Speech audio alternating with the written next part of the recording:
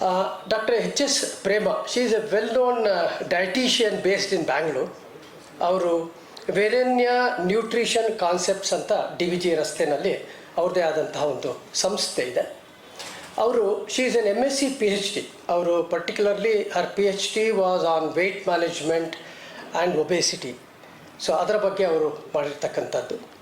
ಮತ್ತು ಅವರು over last 3 decades, ಸುಮಾರು 30 ವರ್ಷಗಳಿಂದ ಹೆಚ್ಚಾಗಿ she specialises in infertility, diet therapy, obesity and diabetic diet counselling, ಈ ವಿಚಾರವಾಗಿ ಅವರು ತಮ್ಮ ಸೇವೆಯನ್ನು ಮಾಡ್ತಾ ಇದ್ದಾರೆ. She is one of the most sought after dietitian in Karnataka for her diet based locally available foods without incorporating any supplements. Dr. Prema encourages the public to stick to the cultural dietary practices.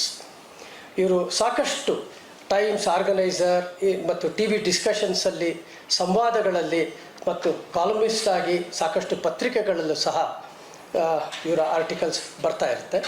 ಮತ್ತು ದೂರದರ್ಶನದಲ್ಲಿ ಮತ್ತು ಇವ್ರದ್ದೇ ಆದ all India radio ಇದರಲ್ಲೂ ಸಹ ಅವರು ಸಾಕಷ್ಟು ಜನರಿಗೆ ವಿಷಯವನ್ನು ತಿಳಿಸ್ಕೊಡ್ತಕ್ಕಂಥದ್ದು ಮಾಡ್ತಾರೆ. ಇವರು ಸಾಕಷ್ಟು ಫೇಮಸ್ ಆಗಿದ್ದಾರೆ. ಅವರು ನಮ್ಮ ಜೊತೆ ಇದ್ದಾರೆ. ನಿಮಗೆ ಎಲ್ಲರ ಪರವಾಗಿ ಸ್ವಾಗತವನ್ನು ಕೋರ್ತೇನೆ ಮೇಡಮ್. ಓಂ ಸಹನಾವವತು ಸಹನೌ ಭುನಕ್ತು ಸಹ ವೀರ್ಯಂಕರವಾವಹೈ ತೇಜಸ್ವಿನಾವಧೀತಮಸ್ತು ಮಾ ವಿದ್ವಿಷಾವಹೈ. ಓಂ ಶಾಂತಿ ಶಾಂತಿ ಶಾಂತಿ. ವೇದಿಕೆ ಮುಂದೆ ಕೂತಿರೋ ಎಲ್ಲ ಗಣ್ಯರಿಗೂ, ಕಿರಿಯರಿಗೂ, ಹಿರಿಯರಿಗೂ ಮತ್ತು ಈ ದಿವಸದ 2 ದತ್ತಿ ಉಪನ್ಯಾಸಗಳಿಗೆ ಭಾಜಕರಾದ 2 ಹಿರಿಯರಿಗೂ ಹಾಗೂ ಮೆಥಿಕ್ ಸೊಸೈಟಿಯ ಎಲ್ಲ ಸಿಬ್ಬಂದಿ ವರ್ಗದವರಿಗೂ, ವಿ ನಾಗರಾಜರಿಗೂ ನನ್ನ ನಮಸ್ಕಾರಗಳನ್ನು ಹೇಳ್ತಾ ಇವತ್ತಿನ ಈ ವಿಷಯವನ್ನು ಕೈ ತೆಗೆತೀನಿ. ಆಹಾರದಲ್ಲಿ ವಿಷ, ಇದು ಎಷ್ಟೋ ಸಮುದ್ರದಂತಹ ಈ ವಿಷಯವನ್ನು ಇವಾಗ 12.5 ಗಂಟೆ 1 ಗಂಟೆಯಲ್ಲಿ ನಾನು ಮುಗಿಸೋದಕ್ಕೆ ಪ್ರಯತ್ನ ಪಡ್ತೀನಿ. ಯಾಕೆ ಸಮಯದ ಅಭಾವ ಇರೋದ್ರಿಂದ ನಾನೊಂದು ಕೆಲವು ಮಿತಿಗಳನ್ನು ನಿಮ್ಮ ಮುಂದೆ ಇಟ್ಬಿಡ್ತಾ ಇದ್ದೀನಿ.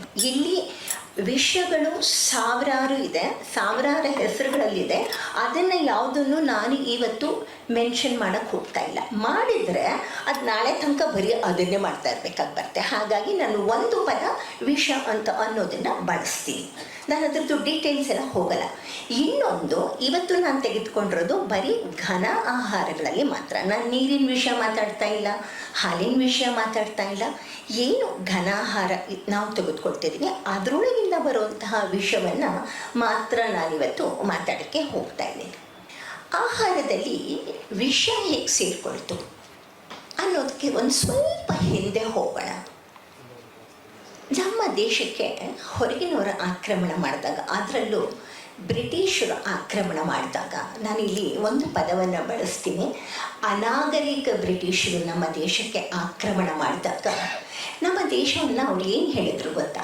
ಅಯ್ಯೋ, ಭಾರತ ಅಂತಂದರೆ ಭಾರತ ಅಂತ ಕರೀಲಿಲ್ಲ ಅವರು. ಈ ಇಂಡಿಯಾ ಅಂತಂದರೆ ಬರೀ ಕಾಡುಗಳು, ಬರೀ ಪ್ರಾಣಿಗಳು, ಅಲ್ಲಿರೋದೆಲ್ಲ ಹಾವುಗಳು ಅಂತ ಇಂಡಿಯಾನ ಅವರ ದೃಷ್ಟಿನಲ್ಲಿ ಅದು ಒಂದು ರೀತಿಯ ಕೀಳಾಗಿ ಬಿಂಬಿಸಿದರು. ಆದರೆ ಯೋಚನೆ ಮಾಡಿ, ಇಂಡಿಯಾದಲ್ಲಿ ಎಷ್ಟೊಂದು ಸಸ್ಯ ಸಂಪತ್ತು ಇತ್ತು, ಎಷ್ಟೊಂದು ಪ್ರಾಣಿ ಸಂಪತ್ತು ಇತ್ತು ಅನ್ನೋದನ್ನು ನಾವು ಅರ್ಥ ಮಾಡ್ಕೋಬೋದು.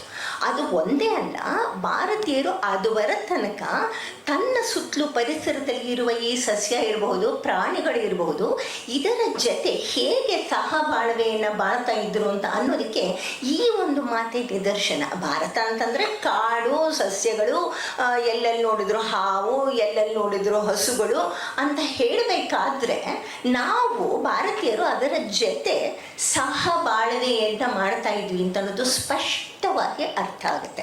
ಸೊ ಹೀಗಿದ್ದಂತಹ ನಮ್ಮನ್ನು ಭಾರತೀಯರನ್ನು ನಂತರದ ದಿನಗಳಲ್ಲಿ ಏನಾಯಿತು ಅಂದರೆ, ನಿನಗೆ ಆಹಾರ ಗತಿ ಇಲ್ಲ, ನಿನಗೆ ತಿನ್ನೋದಕ್ಕೆ ಏನೂ ಇಲ್ಲ, ನೀನು ಕಡು ಬಡವ, ನಾನು ನಿನಗೆ ಭಿಕ್ಷೆ ಹಾಕಿದರೆ ಮಾತ್ರ ನಿನಗೆ ಆಹಾರ ಅಂತ ಅನ್ನುವ ಒಂದು ಸ್ಥಿತಿಯನ್ನು ಕಳೆದ 100 ವರ್ಷಗಳ ಈಚೆಗೆ ತಗೊಂಡು ಬಂತು. ಯಾಕೆ ಹಾಗಾಯಿತು ಅಂದರೆ ಅಲ್ಲೂ ಕೂಡ ಒಂದು ಲೈನಲ್ಲಿ ಹೇಳೋದಂದರೆ, ನಮ್ಮನ್ನೆಲ್ಲ ಪೂರ್ತಿ ದರೋಡೆ ಮಾಡಿಕೊಂಡು ಹೋಗಿ ಆದಮೇಲೆ ಈ ಭಾರತ ದೇಶ ಬಡತನ ಮತ್ತು ಬರಡಾಗಿ ಉಳ್ಕೊಳ್ತು. ಇವರು ನಮ್ಮ ದೇಶವನ್ನು ಬಿಟ್ಟು ಹೋಗೋಕ್ಕೂ 2ನೇ ಮಹಾಯುದ್ಧ ಆಗೋದು ಸಮದಲ್ಲಿ ಆಯಿತು. 2ನೇ ಮಹಾಯುದ್ಧ ಆದ ಮೇಲೆ ಇಡೀ ಜಗತ್ತಿನಲ್ಲಿ ಅಮೇರಿಕ ಸಾಮ್ರಾಜ್ಯವನ್ನು ಸ್ಥಾಪಿಸಬೇಕಾಗಿ ಬಂತು. ಅಲ್ಲಿ ಕಾಲ ಬದಲಾಯಿತು. ಮೊದಲೆಲ್ಲ ನಿಮ್ಮ ಜುಟ್ಟನ್ನು ನಾನು ಇಟ್ಕೋಬೇಕಾದ್ರೆ ನಿಮ್ಮ ದೇಶದ ಒಳಗೆ ಬರಬೇಕು ಅಂತಿತ್ತು. ಆದರೆ 2ನೇ ಮಹಾಯುದ್ಧದ ನಂತರ ನಿನ್ನ ದೇಶಕ್ಕೆ ಬಂದು ನಿನ್ನ ಜುಟ್ಟನ್ನೇನೋ ನಾನು ಹಿಡ್ಕೋಬೇಕಾಗಿಲ್ಲ, ನನ್ನ ದೇಶದಲ್ಲೇ ಕೂತ್ಕೊಂಡು ನಿನ್ನ ಜುಟ್ಟನ್ನು ನಾನು ಹಿಡ್ಕೋತೀನಿ, ನನಗೆ ಬೇಕಾಗಿರೋದು ದುಡ್ಡಷ್ಟೇ ಅಂತ ಅನ್ನುವಂತಹ ಮನೋಧರ್ಮದ ಅಮೇರಿಕಾ ಏನು ಮಾಡ್ತು ಅಂತಂದರೆ, ಇಲ್ಲಿಂದ ಹೇಗೆ ನಾವು ಮುಂದುವರಿತೀವಿ ಅಂದರೆ ಈ ಸಬ್ಜೆಕ್ಟಿಗೆ ಬರ್ತೀವಿ ಅಂತ ಹೇಳ್ತೀನಿ. ಇಲ್ಲಿ ಏನಾಯಿತು, ಭಾರತ ದೇಶ ಬಡತನ ಆಯಿತು, ತಿನ್ನೋಕ್ಕೆ ಗತಿ ಇಲ್ಲ ಅಂದರೂ ನ್ಯಾಚುರಲಿ ತಿನ್ನೋ ಗತಿ ಇಲ್ಲ. ಬಿತ್ತನೆಗೆ ಇಟ್ಟಿರೋಂತಹ ಬೀಜವನ್ನೇನೇ ಚರ್ಚಿಲ್ ಹೊಡ್ಕೊಂಡು ಹೊಟ್ಟೋದ್ಮೇಲೆ ಇಲ್ಲಿ ಏನಿತ್ತು, ಕ್ಷಾಮ, ಜನಗಳು ಲಕ್ಷಾಂತರ ಸಂಖ್ಯೆಯಲ್ಲಿ ಸತ್ರು. ಅದನ್ನು ಆಧಾರವಾಗಿ ಯಾತಕ್ಕೆ ಇವ್ರಿಗೆ ಬಡತನ ಬಂತು ಅಂತ ಹೇಳಲಿಲ್ಲ, ಇವ್ರಿಗೆ ಬೀಜವನ್ನು ಕದ್ಕೊಂಡು ಹೋದ್ರು ಅಂತ ಹೇಳಿಲ್ಲ, ನಿನಗೆ ತಿನ್ನಕ್ಕೆ ಗತಿ ಇಲ್ಲ ಅಂತ ಹೇಳಿದರು. ಹೇಳಿದಾಗ 2ನೇ ವರ್ಲ್ಡ್ ವಾರ್ ಅಂದಮೇಲೆ ಮನುಷ್ಯ ಸಾವಿರಾರು ಸಂಖ್ಯೆಯಲ್ಲಿ ಕೃತಕವಾದಂತಹ ರಾಸಾಯನಗಳನ್ನ ತಯಾರು ಮಾಡ್ತಾ ಅದರೊಳಗೆ ಹೆಚ್ಚಿನ ಆ ರಾಸಾಯನಗಳು ಆಹಾರದ ಒಳಗಡೆ ಸೇರಿಕೊಳ್ತು. ಇಲ್ಲಿ ಅಮೇರಿಕ ಏನು ಮಾಡ್ತು, ಈ ರಾಸಾಯನಗಳನ್ನ ಬಳಸ್ಕೊಂಡು ಹೆಚ್ಚು ಪ್ರಯರಿಗಳು, ಅಮೇರಿಕ ತುಂಬ ಪ್ರಯರಿಗಳು ತುಂಬ ಚೆನ್ನಾಗಿ ತನ್ನಷ್ಟಕ್ಕೆ ತಾನೇ ಗೋಧಿ ಹುಲ್ಲು ಬೆಳ್ಕೊಳ್ತಿದ್ದಂತಹ ಒಂದು ದೇಶ ಅದು. ಇಲ್ಲೇನು ಮಾಡಿದ್ರು, ಅವರು ಮಾಂಸ ತಿನ್ನುವಂಥ ಜನಗಳು, ಅವ್ರಿಗೇನು ಅಷ್ಟೊಂದು ಬೇಕಿಲ್ಲ. ಅವ್ರು ನೋಡಿದರು ಭಾರತೀಯರಿಗೆ ಸಸ್ಯಾಹಾರ ಸಹಜವಾದಂತಹ ಆಹಾರ, ಇವ್ರಿಗೆ ನಾವು ಈ ಗೋಧಿಯನ್ನು ಕೊಟ್ಟು ನಾವು ಇವ್ರ ಜುಟ್ಟನ್ನು ಕೈದಲ್ಲಿ ಹಿಡ್ಕೊಳ್ಳೋಣ ಅಂಥೇಳಿ ಅಲ್ಲಿ ಗೋಧಿಯನ್ನು ಬೆಳೆಸೋವಾಗ ಮೊದಲ ಪ್ರಯೋಗಗಳು ನಡೆದಿದ್ದು ವಿಪರೀತವಾಗಿ ವಿಷವನ್ನು ಉಣಿಸ್ತಾ ಬಂದರು. ಅದನ್ನು ನಾನು ಮುಂದೆ ಹೇಳ್ತೀನಿ. ವಿಷವನ್ನು ಉಣಿಸಿದ್ರು. ಆ ವಿಷವಾದ ಗೋಧಿಯನ್ನು ತಂದು ನಮ್ಮ ತಲೆ ಮೇಲೆ ಹಾಕಿದ್ರು. ನಮ್ಮ ಮಕ್ಕಳಿಗೆ, ಅಂಗನವಾಡಿ ಮಕ್ಕಳಿಗೆ ಕೊಟ್ಟರು, ಇನ್ನೊಬ್ಬರಿಗೆ ಕೊಟ್ಟರು. ಇಲ್ಲಿ ಏನಾಯಿತು ಅಂತ ಹೇಳಿದ್ರೆ, ಈ ಅಮೇರಿಕಾಗೂ WHO FAಗೂ ಎಲ್ಲಕ್ಕೂ ಒಂದು ರೀತಿಯ ಸಂಬಂಧ ಇದೆ. ನಿಮಗೆ ಗೊತ್ತಿರ್ಬೋದು, ಇದು ಓಪನ್ ಸೀಕ್ರೆಟ್. ಇದು ನೀವು ಎಲ್ಲೇ ನೋಡಿದ್ರು ನಿಮ್ಗೆ ದಾಖಲೆಗಳು ಸಿಗುತ್ತೆ. FAO WHO ಇದರಲ್ಲಿರುವಂತಹ ಅನೇಕ, ಸ್ಪೆಷಲಿ FAOನಲ್ಲಿ WHO ಇರೋರ ಬೇಕಾದಷ್ಟು ಜನ ಈ ಕಂಪನಿಗಳ ಒಡೆತನದ ಮಾಲೀಕರು. ಅಲ್ಲಿ ಯಾರು ಡೈರೆಕ್ಟರ್ಗಳು ಅಂತ ಇದ್ದಾರೋ ಅವರು ಈ ಕಂಪನಿಯ ಒಡೆತನದ ಮಾಲೀಕರು. ಸೊ ಸ್ಥೂಲವಾಗಿ ನೀವು ಅರ್ಥ ಮಾಡ್ಕೊಂಬಿಡಿ ಏನಾಯಿತು ಅಂತ.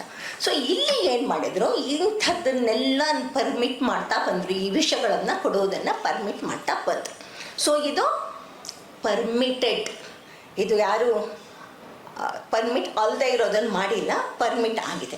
ಸೊ ಇಲ್ಲಿ ಏನಾಯಿತು, ಅದಕ್ಕೆ ತಕ್ಕ ಹಾಗೆ ನಮ್ಮ ರಾಜಕೀಯ ಸ್ಥಿತಿನೂ ಹಾಗೆ ಇತ್ತು. ಅಮೇರಿಕಾದವರು ಸಾಕಷ್ಟು ಸಂಶೋಧನೆಗಳು ಅನ್ನೋ ಹೆಸರಿನಲ್ಲಿ ಮಾಡಿ ಮೊಟ್ಟ ಮೊದಲನೇದಾಗಿ ಮಾಡಿದ್ದೇನೆಂದರೆ, ಭಾರತೀಯರು ನೀವು ಅಪೌಷ್ಟಿಕತೆಯಿಂದ ನರಳ್ತಾ ಇದ್ದೀರಾ, ಅದಕ್ಕೆ ನಿಮ್ಮ ಎತ್ತರ ಕಡಿಮೆ, ಅದಕ್ಕೆ ನಿಮ್ಮ ಗಾತ್ರ ಕಡಿಮೆ ಅಂತ ನಮ್ಮ ಎಥಿನಿಸಿಟಿಯನ್ನು ಅವರ ಎಥಿನಿಸಿಟಿಗೆ ಕಂಪೇರ್ ಮಾಡಿದ್ರು. ನಾವು ನಂಬಿದ್ವಿ. ಅಂದರೆ ಅವ್ರು ತಿನ್ನುವಂಥ ಆಹಾರ ತಿಂದರೆ ಟಾಲರ್ ಆಗಿರ್ತೀವಿ, ಸ್ಟ್ರಾಂಗರ್ ಆಗಿರ್ತೀವಿ.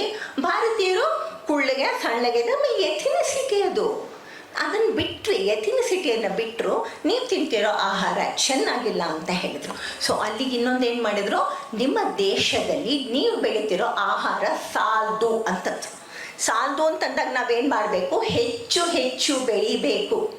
ಇಲ್ಲಿ ಬಂದಿದ್ದೇ ಇದು, ಹೆಚ್ಚು ಹೆಚ್ಚು ಬೆಳಿ, ಹೆಚ್ಚು ಹೆಚ್ಚು ಆಹಾರ ಕೊಡು, ಹೆಚ್ಚು ಹೆಚ್ಚು ವಿಷವನ್ನು ತಿನ್ನಿಸು ಅಂತ ಅನ್ನೋದು ಬಂತು. ಏನಾಯಿತು, ಅಲ್ಲಿ ಅಗ್ರಿಕಲ್ಚರಲ್ಲಿ ಅಂದರೆ ವ್ಯವಸಾಯದ ವಿಷಯಕ್ಕೆ ಸ್ವಲ್ಪ ಹೋಗೋಣ. ಇಲ್ಲಿ ವ್ಯವಸಾಯ ಈಗ ಒಂದು 70-80 100 ಸ್ವಾತಂತ್ರ್ಯ ಬಂದ ಮೇಲೇ ನಮ್ಮದು ವ್ಯವಸಾಯ ಪದ್ಧತಿ ಬದಲಾಗಿತ್ತು. ಇಲ್ಲಿ ಏನು ಮಾಡಿದರು ಅಂತ ಹೇಳಿದರೆ, ಹೆಚ್ಚು ಹೆಚ್ಚು ಆಹಾರವನ್ನು ಬೆಳಿಬೇಕಂದ್ರೆ ಭಾರತೀಯರು ಅಪೌಷ್ಟಿಕತೆಯನ್ನು ನರಳ್ತಿದ್ದಾರೆ. ಫರ್ಟಿಲೈಸರ್ ಫರ್ಟಿಲೈಸರ್ಸನ್ನು ಹೊಡೀರಿ. ರಾಸಾಯನಿಕ ಗೊಬ್ಬರಗಳನ್ನು ನೀವು ಹೊಡೆದಾಗ ನಿಮ್ಮ 1 ಎಕರೆ ಜಾಗದಲ್ಲಿ ಎಷ್ಟು ಅಕ್ಕಿ ಬರುತ್ತೋ ಅದರ ದುಪ್ಪಟ್ಟು ಅಕ್ಕಿಯನ್ನು ನೀವು ತೆಗಿಬೋದು, ಗೋಧಿ ತೆಗಿಬೋದು, ತರಕಾರಿ ತೆಗಿಬೋದು ಅಂತ ಹೇಳಿ ರಾಸಾಯನಗಳನ್ನು ಸಿಂಪಡಣೆ ಮಾಡಿದರು, ಗೊಬ್ಬರವನ್ನು. ಈ ರಾಸಾಯನ ಗೊಬ್ಬರಗಳಲ್ಲಿ ಏನಿರುತ್ತೆ ಅಂತ ಹೇಳಿದರೆ, ಬಹಳ ದೇಹಕ್ಕೆ ಬೇಡದೇ ಇರುವಂತಹ, ದೇಹ ನಮ್ಮದೇ ಅಲ್ಲ, ಸಸ್ಯಗಳ, ಅದನ್ನು ದೇಹ ಅನ್ನೋ ಪದವನ್ನು ಇವಾಗ ಹೇಳ್ತಾ ಇದ್ದೀನಿ, ಬಳಸ್ತಾ ಇದ್ದೀನಿ. ಆ್ಯಕ್ಚುಲಿ ಬಳಸೋಲ್ಲ, ಸಸ್ಯಗಳಿಗೆ ದೇಹ ಅನ್ನೋ ಪದ ಬಳಸಲ್ಲ, ನಾನು ಅನುಕೂಲಕ್ಕೋಸ್ಕರ ಅದನ್ನು ಬಳಸ್ತಾ ಇದ್ದೀನಿ. ಸಸ್ಯಗಳಲ್ಲಿ ಕೂಡ ಈ ರಾಸಾಯನಗಳು ಒಳಗೆ ಹೋದಾಗ ತನ್ನ ಸಹಜ ಸ್ವರೂಪವಾದಂತಹ ಅನೇಕ ಅಂಶಗಳನ್ನು ಅದು ಬಿಟ್ಟು ಬೆಳೆಯೋಕ್ಕೆ ಶುರುವಾಯಿತು. ಒಂದು ಸಣ್ಣ ಉದಾಹರಣೆ ಕೊಡ್ತೀನಿ. ತಿಪ್ಪೆನಲ್ಲಿ ನೀವು ದಂಟು ಸೊಪ್ಪು ಬೆಳೆದಿದ್ದೀರ, ಅದು ಇಷ್ಟತ್ರ ಬೆಳೆಯಲ್ಲ, ಅದಿಷ್ಟೇ ಇರುತ್ತೆ. ಆದರೆ ಕಲರ್ ಕೂಡ ತುಂಬ ಡಿಫ್ರೆಂಟ್ ಆಗಿರುತ್ತೆ, ಡಾರ್ಕ್ ಗ್ರೀನ್ ಇರುತ್ತೆ. ಅದೇ ನೀವು ಮಾರ್ಕೆಟಲ್ಲಿ ತೊಗೊಂಡು ಬರ್ತೀರ ದಂಟು, ಅದು ಬಹಳ ಕಡಿಮೆ ಸಮಯದಲ್ಲಿ ಇಷ್ಟು ಎತ್ತರ ಬೆಳೆಯುತ್ತೆ. ದಂಟಿಗೆ ಇಷ್ಟು ಕಾಲ ಬೇಕು, ಇಷ್ಟು ದಿವಸ ಬೇಕು ಬೆಳೆಯೋದಕ್ಕೆ. ಅಷ್ಟು ಬೆಳೆಯೋದನ್ನು ನೀವು ಅಷ್ಟೇ ಕಾಲದಲ್ಲಿ ಇಷ್ಟು ಎತ್ತರ ಬೆಳೆಸ್ತೀರಿ ಅಂತ ಅಂದಾಗ ಅದರ ಒಳಗಡೆ ರಾಸಾಯನ ಪ್ರಕ್ರಿಯೆಗಳು ಏನೇನು ನಡಿಬೇಕಿತ್ತೋ ಅದು ಯಾವುದೂ ನಡೆಯೋದಿಲ್ಲ. ಎಲ್ಲ ಅಡ್ಡಂಬಡ್ಡ ನಡೆಯುತ್ತೆ, ವಕ್ರವಾಗಿ ನಡೆಯುತ್ತೆ. ಏನೇನು ಆಹಾರ ಅಂಶಗಳು ಅದರಲ್ಲಿ ಬರಬೇಕಾಗಿತ್ತೋ ಅದು ಬರೋಲ್ಲ. ನೀವೇ ಪ್ರತ್ಯಕ್ಷವಾಗಿ ನೋಡಿ, ತಿಪ್ಪೆನಲ್ಲಿ ಬೆಳೆದ ದಂಟಿನ ಸೊಪ್ಪಿನ ಬಣ್ಣ, ನೀವು ಮಾರ್ಕೆಟಲ್ಲಿ ತೆಗೆದುಕೊಂಬರೋ ದಂಟಿನ ಸೊಪ್ಪಿನ ಬಣ್ಣಗಳನ್ನು ನೋಡಿ ಅಲ್ಲಿ ಕೆರೋಟಿನಾಯ್ಡ್ ಪಿಗ್ಮೆಂಟ್ಗಳ ವ್ಯತ್ಯಾಸ, ಅಂದರೆ ಹಸಿರು ಬಣ್ಣದಲ್ಲಿ ನೀವು ವ್ಯತ್ಯಾಸವನ್ನು ಕಾಣ್ತೀರಾ. ಅಲ್ಲೇ ನಮಗೆ ಕಣ್ಣೆದುರುಗೆ ನಮಗೆ ಕಾಣಿಸ್ತಾ ಇದೆ, ಅಲ್ಲಿ ಒಂದಷ್ಟು ಆ ಸಸ್ಯಗಳು ಅದು ತನ್ನ ಸಹಜವಾದ ಗುಣಗಳನ್ನು ಕಳ್ಕೊಂಡು ಒಳಗಡೆ ಈ ಪೆಸ್ಟಿಸೈಡಿಂದ ಏನೇನು ಬರಬೇಕಿತ್ತೋ ವಿಷಯಗಳು ತನ್ನಲ್ಲಿ ಸೇರಿಸ್ಕೊಂಡಿದೆ. ಇದು ಮೊದಲನೇ ಹಂತ. ಈ ಹಂತಕ್ಕಿಂತ ಇನ್ನು ಭಯಂಕರವಾದ ಹಂತಕ್ಕೆ ನಾವು ಕಾಲಿಡ್ತೀವಿ. ಮನುಷ್ಯನ ಸ್ವಭಾವ ಹೇಗೆ ಗೊತ್ತಾ? ಬಹಳ ಸ್ವಾರ್ಥಿ ಅವನು. ನಾನೇನು ಮಾಡ್ತೀನೋ ನಾನು ಒಬ್ಬನೇ ತಿನ್ನಬೇಕು, ಬೇರೆ ಯಾರೂ ತಿನ್ನಬಾರ್ದು. ನಮ್ಮ ಹಿಂದೆ ನಮ್ಮ ಪೂರ್ವಿಕರು ನನ್ನ ಜೊತೆಗೆ ಕೀಟಗಳು ತಿನ್ಕೋ, ಇನ್ನೊಂದು ತಿನ್ನು, ನೊಮೆಟಾಟ್ಸ್ ತಿನ್ಕೋ, ಎಲ್ಲವೂ ತಿನ್ಕೊಳ್ಳೋದಕ್ಕೆ ಅವಕಾಶವನ್ನು ಮಾಡಿಕೊಟ್ಟಿದ್ವಿ. ಈಗ ಹಾಗಲ್ಲ. ನನಗೆ 1 ಎಕರೆ ಅಷ್ಟು ನಾನು ಜಾಗ ಹಾಕಿದರೆ 1 ಎಕರೆನಲ್ಲಿ ಬಿರುವ 100ಕ್ಕೆ 100ರಷ್ಟು ಫಲವು ನಾನೊಬ್ಬನೇ ತಿನ್ನಬೇಕು. ಒಂದು 10% ಅಷ್ಟು ಕೀಟಗಳು ತಿನ್ನತ್ತೆ, ಏಕಾಣುಜೀವಿಗಳು ತಿನ್ನತ್ತೆ, ಅವೆಲ್ಲ ತಿನ್ನತ್ತೆ. ಅದೆಲ್ಲ ತಿನ್ನಬಾರ್ದು, ಯಾಕಂದರೆ ಇದು ನಂದು ಹಕ್ಕು. ನಾನೊಬ್ಬನೇ ಭೂಮಿ ಮೇಲೆ ಬದುಕಬೇಕು. ನೀನು ಅದನ್ನು ತಿನ್ನೋದ್ರಿಂದ ನನಗೆ ಲಾಭ ಕಡಿಮೆ ಆಗುತ್ತೆ. ನನಗೆ ಇವತ್ತು ಇಷ್ಟು ಬರಬೇಕಾಗಿರುವಂತಹ ಫಲ ಇಷ್ಟೇ ಬರ್ತಾ ಇದೆ, ಯಾಕಂದರೆ ನೀನು ತಿನ್ಬಿಡ್ತಿದ್ಯಾ. ಸೊ ಅಲ್ಲಿ ಬಂತು ನೋಡಿ, ಇದು ಪೆಸ್ಟಿಸೈಡ್ ಅಂತ ಅನ್ನೋದು. ಇದು ನಮಗೆ ವಿದೇಶದಿಂದ ಬಂದಂತಹ ಒಂದು ವಿಜ್ಞಾನವನ್ನು ನಾವು ಇವತ್ತು ಅದು ಇಲ್ಲದೆ ತರಕಾರಿ ಸಸ್ಯಗಳನ್ನು ಬೆಳೆಸೋಕ್ಕೆ ಆಗೋದಿಲ್ಲ ಅಂತ ಯೋಚನೆ ಮಾಡಿದ್ವಿ. ಪೆಸ್ಟಿಸೈಡ್ಸ್ನ ಮುಖ್ಯ ಉದ್ದೇಶನೇ ಏನಂತ ಹೇಳಿದರೆ, ಏಕಾಣುಜೀವಿಗಳಾಗಿರುವಂತಹ ವೈರಸ್ ಇರಬಹುದು, ಫಂಗಸ್ ಇರಬಹುದು, ಇವುಗಳನ್ನ ಸಾಕೋದ್ರ ಜೊತೆಗೆ ಇನ್ಸೆಕ್ಟಿಸೈಡ್ ಅಂತ ಹಾಕ್ತೀವಿ. ಅಂದರೆ ಏಕಾಣುಜೀವಿಗಳಿಗಿಂತ ಸ್ವಲ್ಪ ದೊಡ್ಡದಾಗಿ ಇರೋವಂಥದ್ದು. ಅದನ್ನೆಲ್ಲವನ್ನು ನಾವು ಸಾಯಿಸ್ತೀವಿ. ಯಾಕೆ ಬಳಸ್ತಿದ್ದೀವಿ ಅಂತ ಹೇಳಿದ್ರೆ, ನಾನಾ ತರಹದ ಪೆಸ್ಟಿಸೈಡ್ಗಳನ್ನು ನಾವು ಬಳಸ್ತಾ ಇದ್ದೀವಿ. ಯೋಚನೆ ಮಾಡಿ, ಇವರು ಹಾಕೋ ಈ ಪೆಸ್ಟಿಸೈಡ್ ಅಥವಾ ಇನ್ಸೆಕ್ಟಿಸೈಡ್ಗಳಿಂದ ಒಂದು ಜೀವ ಸಾಯ್ತಾ ಇದೆ.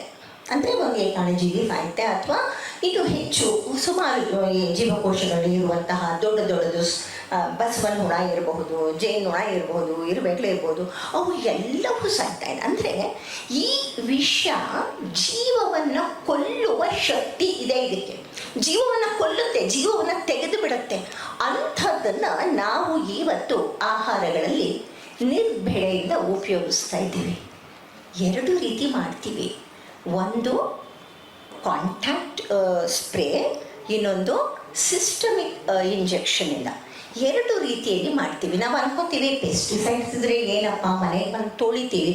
ಇನ್ನು ಕೆಲವರು ಹೇಳ್ತಾರೆ ಉಪ್ಪು ನೀರು ಹಾಕಿ ತೊಳೆದು ಬಿಡ್ತೀವಿ ಅಂತ. ಅಲ್ಲಿಗೆ ನಾನು ಬರ್ತೀನಿ. ಇವಾಗ ನೀವು ಈ ಕಾಂಟ್ಯಾಕ್ಟ್ ಸ್ಪ್ರೇ ಅಂತ ಮಾಡಿದ್ಮೇಲೆ, ಅಂದರೆ ಗಿಡ ಪೂರ್ತಿ ಬೆಳೆದ ಮೇಲೆ ಅದಕ್ಕೆ ಸ್ಪ್ರೇ ಮಾಡ್ತಾರೆ. ಅದರೊಳಗೆ ವಿಷದ ಅಂಶ ಗಿಡದ ಮೇಲ್ಭಾಗಕ್ಕೆ ಇರುತ್ತೆ. ಸ್ವಲ್ಪ ಮಟ್ಟಿಗೆ ಅದನ್ನು ತೊಳೆದ್ರೆ ಪೂರ್ತಿ ಹೋಗೋದಿಲ್ಲ. ನೀವು ಉಪ್ಪಾದರೂ ಹಾಕಿ, ಬೆಣ್ಣೆನಾದರೂ ಹಾಕಿ ಪೂರ್ತಿ ಹೋಗಲ್ಲ, ಸ್ವಲ್ಪ ಮಟ್ಟಿಗೆ ಮಾತ್ರ ಅದರೊಳಗಿರುವಂಥದ್ದು ವಿಷ ಹೋಗುತ್ತೆ. ಇನ್ನು ಈ ಸಿಸ್ಟಮಿಕ್ ಅಂತಂದಾಗ ಭಯಂಕರವಾದದ್ದು, ಗಿಡ ಚಿಕ್ಕದಿದ್ದಾಗಲೇ ಇಂಜೆಕ್ಟ್ ಮಾಡ್ತಾರೆ ವಿಷವನ್ನು. ಅಂದರೆ ಈ ಪೆಸ್ಟಿಸೈಡ್ಗೆ ವಿಷ ಅಂತಲೇ ಹೇಳಬೇಕು. ವಿಷವನ್ನು ಇಂಜೆಕ್ಟ್ ಮಾಡಿದಾಗ ಆ ಸಸ್ಯದ ಕಣದಲ್ಲೂ ಈ ವಿಷ ಹೋಗಿ ಸೇರ್ಕೊಳ್ಳುತ್ತೆ. ಆ ವಿಷದ ಜೊತೆಗೇನೆ ಸಸ್ಯ ಬೆಳೆಯುತ್ತೆ. ಪ್ರತಿಯೊಂದು ಜೀವಿಯ ಬೆಳವಣಿಗೆನೂ ಒಂದು ಕಾಂಪ್ಲೆಕ್ಸ್ ಬಯೋಲಾಜಿಕಲ್ ಪ್ರಾಸೆಸ್.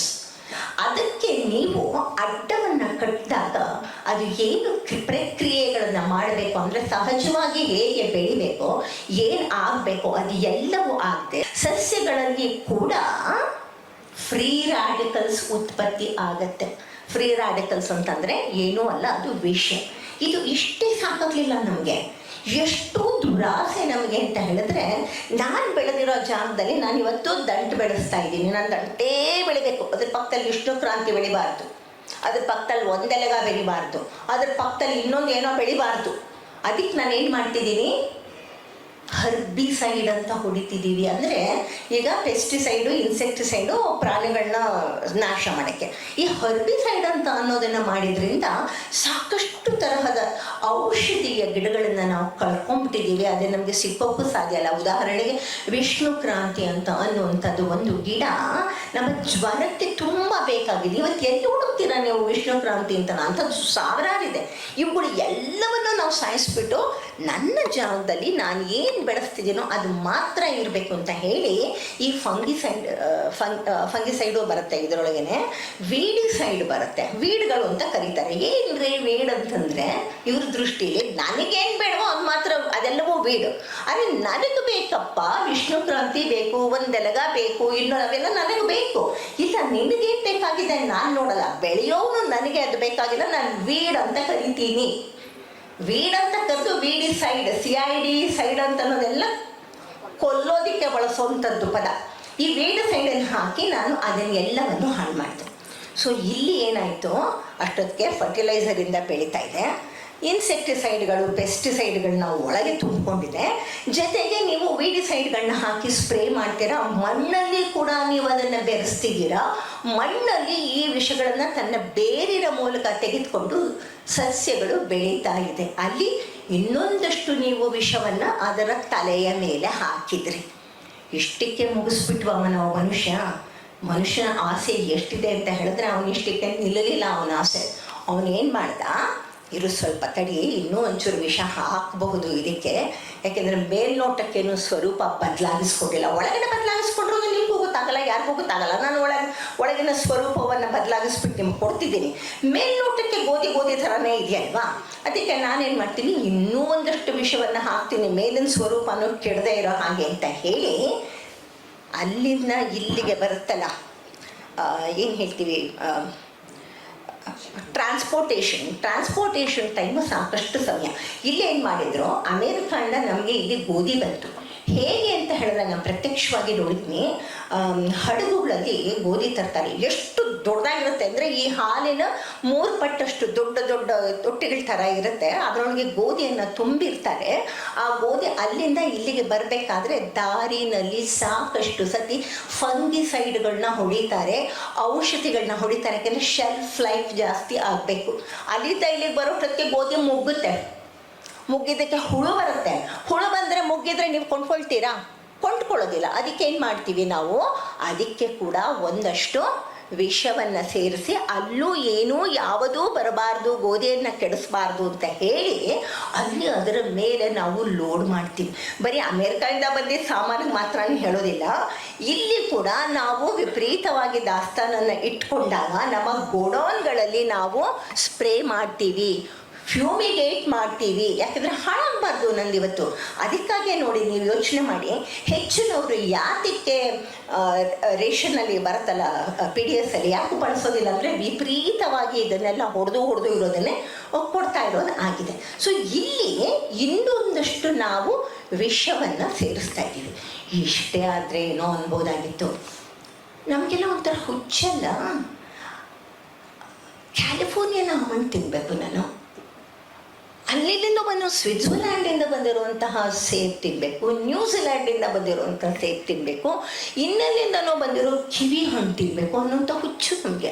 ನಮ್ಮದು ಅಲ್ಲದೆ ಇರುವಂಥದ್ದು ಯಾವುದೋ ಒಂದು ಇದ್ದಾಗ ಅದನ್ನು ಸ್ವೀಕರಿಸಬೇಕು ಅಂತ ಅನ್ನೋ ಮನೋಧರ್ಮ ಮನುಷ್ಯನಿಗಿದೆ. ಸೊ ಹಣ್ಣುಗಳು ಅಥವಾ ತರಕಾರಿಗಳು ಎಲ್ಲಿಂದನೋ ನಮ್ಮ ಬೆಂಗಳೂರಿಗೆ ಬರುತ್ತೆ ಅಂತ ಅನ್ಬೇಕಾದ್ರೆ ಅದಕ್ಕೆ ಒಂದಷ್ಟು ಸಮಯ ಬೇಕು.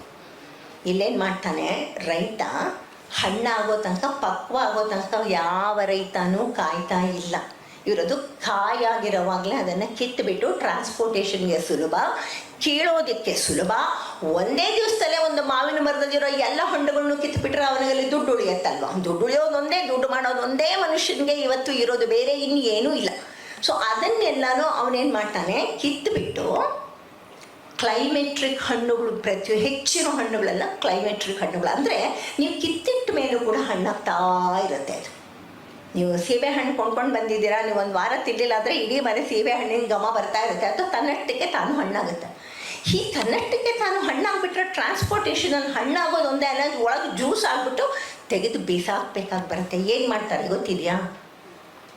ಹಣ್ಣಾಗೋದಕ್ಕೆ ಪ್ರತಿಯೊಂದು ಸಸ್ಯದ ಸ್ಥಿತಿಯಲ್ಲೂ ಇಥಿಲೀನ್ ಅನ್ನೋಂಥ ಒಂದು ಹಾರ್ಮೋನನ್ನು ತಾನೇ ಉತ್ಪತ್ತಿ ಮಾಡ್ಕೊಳ್ತಾರೆ. ಹಣ್ಣಾಗೋದಕ್ಕೆ ಇಥಿಲೀನ್ ಅಂತ ಅನ್ನೋ ಹಾರ್ಮೋನ್ ಬೇಕು. ಸೊ ಇಥಿಲೀನ್ ಎದ್ದುಬಿಟ್ರೆ ಹಣ್ಣಾಗ್ಬಿಡುತ್ತಲ್ಲ, ಅದಕ್ಕೆ ಏನು ಮಾಡ್ತಾರೆ, ಇಥಿಲೀನ್ನ ಅರೆಸ್ಟ್ ಮಾಡುವಂತಹ ಒಂದಷ್ಟು ಔಷಧವನ್ನು ಹೊಡಿತಾರೆ. ಸಹಜವಾಗಿ ಬರ್ತಾ ಇದೆ ಇಥಿಲೀನು, ಸಹಜವಾಗಿ ಹಣ್ಣು ಮೆಚ್ಯೂರ್ ಆಗ್ತಾ ಇದೆ, ಅದನ್ನು ನಾವು ನಿಲ್ಲಿಸ್ತೀವಿ. ನನ್ನ ಮಗ ಇದ್ದಾನಪ್ಪ, ನನ್ನ ಮಗಳಿದ್ದಾಳಪ್ಪ, 13 ವರ್ಷ, ಒಂದು ಸ್ವಲ್ಪ ದಿವಸ ನಾನೆಲ್ಲೋ ಬೇರೆ ದೇಶಕ್ಕೆ ಅಮೇರಿಕ ಹೊಟ್ಟೋಗ್ತೀನಿ, ನನ್ನ ಮಗಳನ್ನ ನೋಡ್ಕೊಳ್ಳೋರು ಯಾರೂ ಇಲ್ಲ, ಅವ್ರು ಬೆಳೆದು ಬಿಟ್ಟರೆ ಕಷ್ಟ ಆಗುತ್ತೆ, ಅವ್ರು ಬೆಳೆಯೋದು ಬೇಡ ಅಂತ ಅವ್ರ ಗ್ರೋತನ್ನ ನಿಲ್ಲಿಸ್ತೀನಿ ನಾನು. ಅವ್ರ ದೇಹದಲ್ಲಿ ಆಂಡ್ರೋಜನ್ ಬರ್ಕೂಡ್ದು, ಈಸ್ಟ್ರೋಜನ್ ಬರ್ಕೂಡ್ದು, ಯಾವುದೋ ಬರ್ಕೂಡ್ದು ನಾನು ನಿಲ್ಲಿಸ್ತೀನಿ. ಸುಮ್ಮನೆ ನಾನು ಹೇಳ್ತಾ ಇರೋದು, ಯಾರು ಇದುವರೆ ತನಕ ಮನುಷ್ಯ ದೇವ್ರ ದಯದಿಂದ ಮಾಡಿಲ್ಲ. ನಾನೊಂದು ಅರ್ಥ ಆಗೋದಕ್ಕೆ ಏನು ಆಗುತ್ತೆ ಸಸ್ಯಗಳ ಜೀವದ ಒಳಗೆ ಅಂತ ಹೇಳ್ತಾ ಇದ್ದೀನಿ. ಸಹಜವಾಗಿ ಬರಬೇಕಾಗಿರುವಂತಹ ಈ ಇಥಿಲೀನನ್ನು ಅರೆಸ್ಟ್ ಮಾಡಿದಾಗ, ಈ ಇಥಿಲೀನ್ ಅಂತ ಅನ್ನೋದು ಬರುತ್ತಲ್ಲ, ಇದು ಬರಬೇಕಾದ್ರೆ ನಾನು ಅದು ಯಾವುದೂ ತರಲಿಲ್ಲ, ವಿಪರೀತ ದೊಡ್ಡ ಸಬ್ಜೆಕ್ಟ್ ಅದು. ಸರಳವಾಗಿ ನಾನು ಹೇಳ್ಕೊಂಡು ಹೋಗ್ತೀನಿ. ಈ ಇಥಿಲೀನ್ ಅಂತ ಅನ್ನೋದು ಎಂಡ್ ಪ್ರಾಡಕ್ಟ್ ಬರಬೇಕಾದ್ರೆ ಕೆಳಗಡೆಯಿಂದ ಮೆಟಬಾಲಿಸಮಲ್ಲಿ ಅನೇಕ ತರಹದ ರಾಸಾಯನಗಳು ಉತ್ಪತ್ತಿ ಆಗ್ತಾ ಇರುತ್ತೆ. ಈ ಪ್ರತಿಯೊಂದು ರಾಸಾಯನ ಉತ್ಪತ್ತಿ ಆಗುವಾಗಲೂ ನೂರಾರು ತರಹದ ಬಯೋ ಆಕ್ಟಿವ್ ಸಬ್ಸ್ಟೆನ್ಸಸ್ಸನ್ನು ಬೆಳೆಸ್ತಾ ಹೋಗ್ತಾ ಇರುತ್ತೆ. ನಾವು ಅಂದ್ಕೊಂಡ್ಬಿಡ್ತೀವಲ್ವಾ, ಆಹಾರ ಅಂತಂದರೆ protein, carbohydrate, fat, maximum minerals ಯೋಚನೆ ಮಾಡ್ತೀವಿ, ವಿಟಮಿನ್ಸ್ ಯೋಚನೆ ಮಾಡ್ತೀವಿ. ಖಂಡಿತ ಅಲ್ಲ. ಒಂದು ಆಹಾರ ಅಂತಂದರೆ 100ಕ್ಕಿಂತ 200ಕ್ಕಿಂತ ಹೆಚ್ಚಾಗಿ ಆಹಾರಾಂಶಗಳಿದೆ. ಈ ಎಲ್ಲ ಆಹಾರಾಂಶಗಳು ತುದಿಯ ಇಥಿಲೀನ್ ಎಂಡ್ ಪ್ರಾಡಕ್ಟಿಗೆ ಬಂದಾಗ ಇದೆಲ್ಲ ಬೈ ಪ್ರಾಡಕ್ಟ್ಗಳು ಬೆಳ್ಕೊಂಡು ಹೋಗುತ್ತೆ.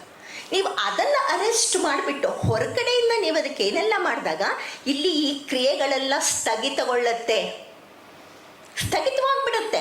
ಸ್ಥಗಿತವಾದಾಗ ಏನಾಗುತ್ತೆ, ಅದರಿಂದ ಬರಬೇಕಾಗಿದ್ದಂತಹ ಏನೇನು ಆಹಾರಾಂಶಗಳಿದೆ ಅದು ಯಾವುದು ಬರೋದಿಲ್ಲ. ಸೊ ಆಹಾರ ತನ್ನ ಕ್ವಾಲಿಟಿಯನ್ನು ಕಳ್ಕೊಳ್ಳೋದು ಒಂದೇ ಅಲ್ಲ, ಇವರು ಹಾಕಿದ ವಿಷವನ್ನು ಒಳಗಡೆ ಇಟ್ಕೊಳ್ತಿದೆ. 2 ಕಡೆಯಿಂದ ಡ್ಯಾಮೇಜು. ಫರ್ಟಿಲೈಸರ್ ಹಾಕೋದ್ರಿಂದ ಹಿಡಿದು ಈ ಹಂತದ ತನಕ ಸಹಜವಾಗಿ ಆಗಬೇಕಾಗಿರುವಂಥ ಕ್ರಿಯೆಗಳನ್ನೆಲ್ಲ ತಡೆಯೋದು ಒಂದು, ಜೊತೆಗೆ ಹೊರಗಡೆಯಿಂದ ವಿಷವನ್ನು ಹಾಕೋದು. ಅಂದರೆ ಇದೊಂಥರ 2 ಕಡೆಯಿಂದನೂ ನಾವು ಅಟ್ಯಾಕ್ ಮಾಡ್ತಾ ಇದ್ದೀವಿ. ಇದನ್ನು ಇಷ್ಟೆಲ್ಲ ಮಾಡಿಕೊಂಡು ಬಂತಲ್ಲ, ನಾವೆಷ್ಟು ಬುದ್ಧಿವಂತರು ಗೊತ್ತಾ?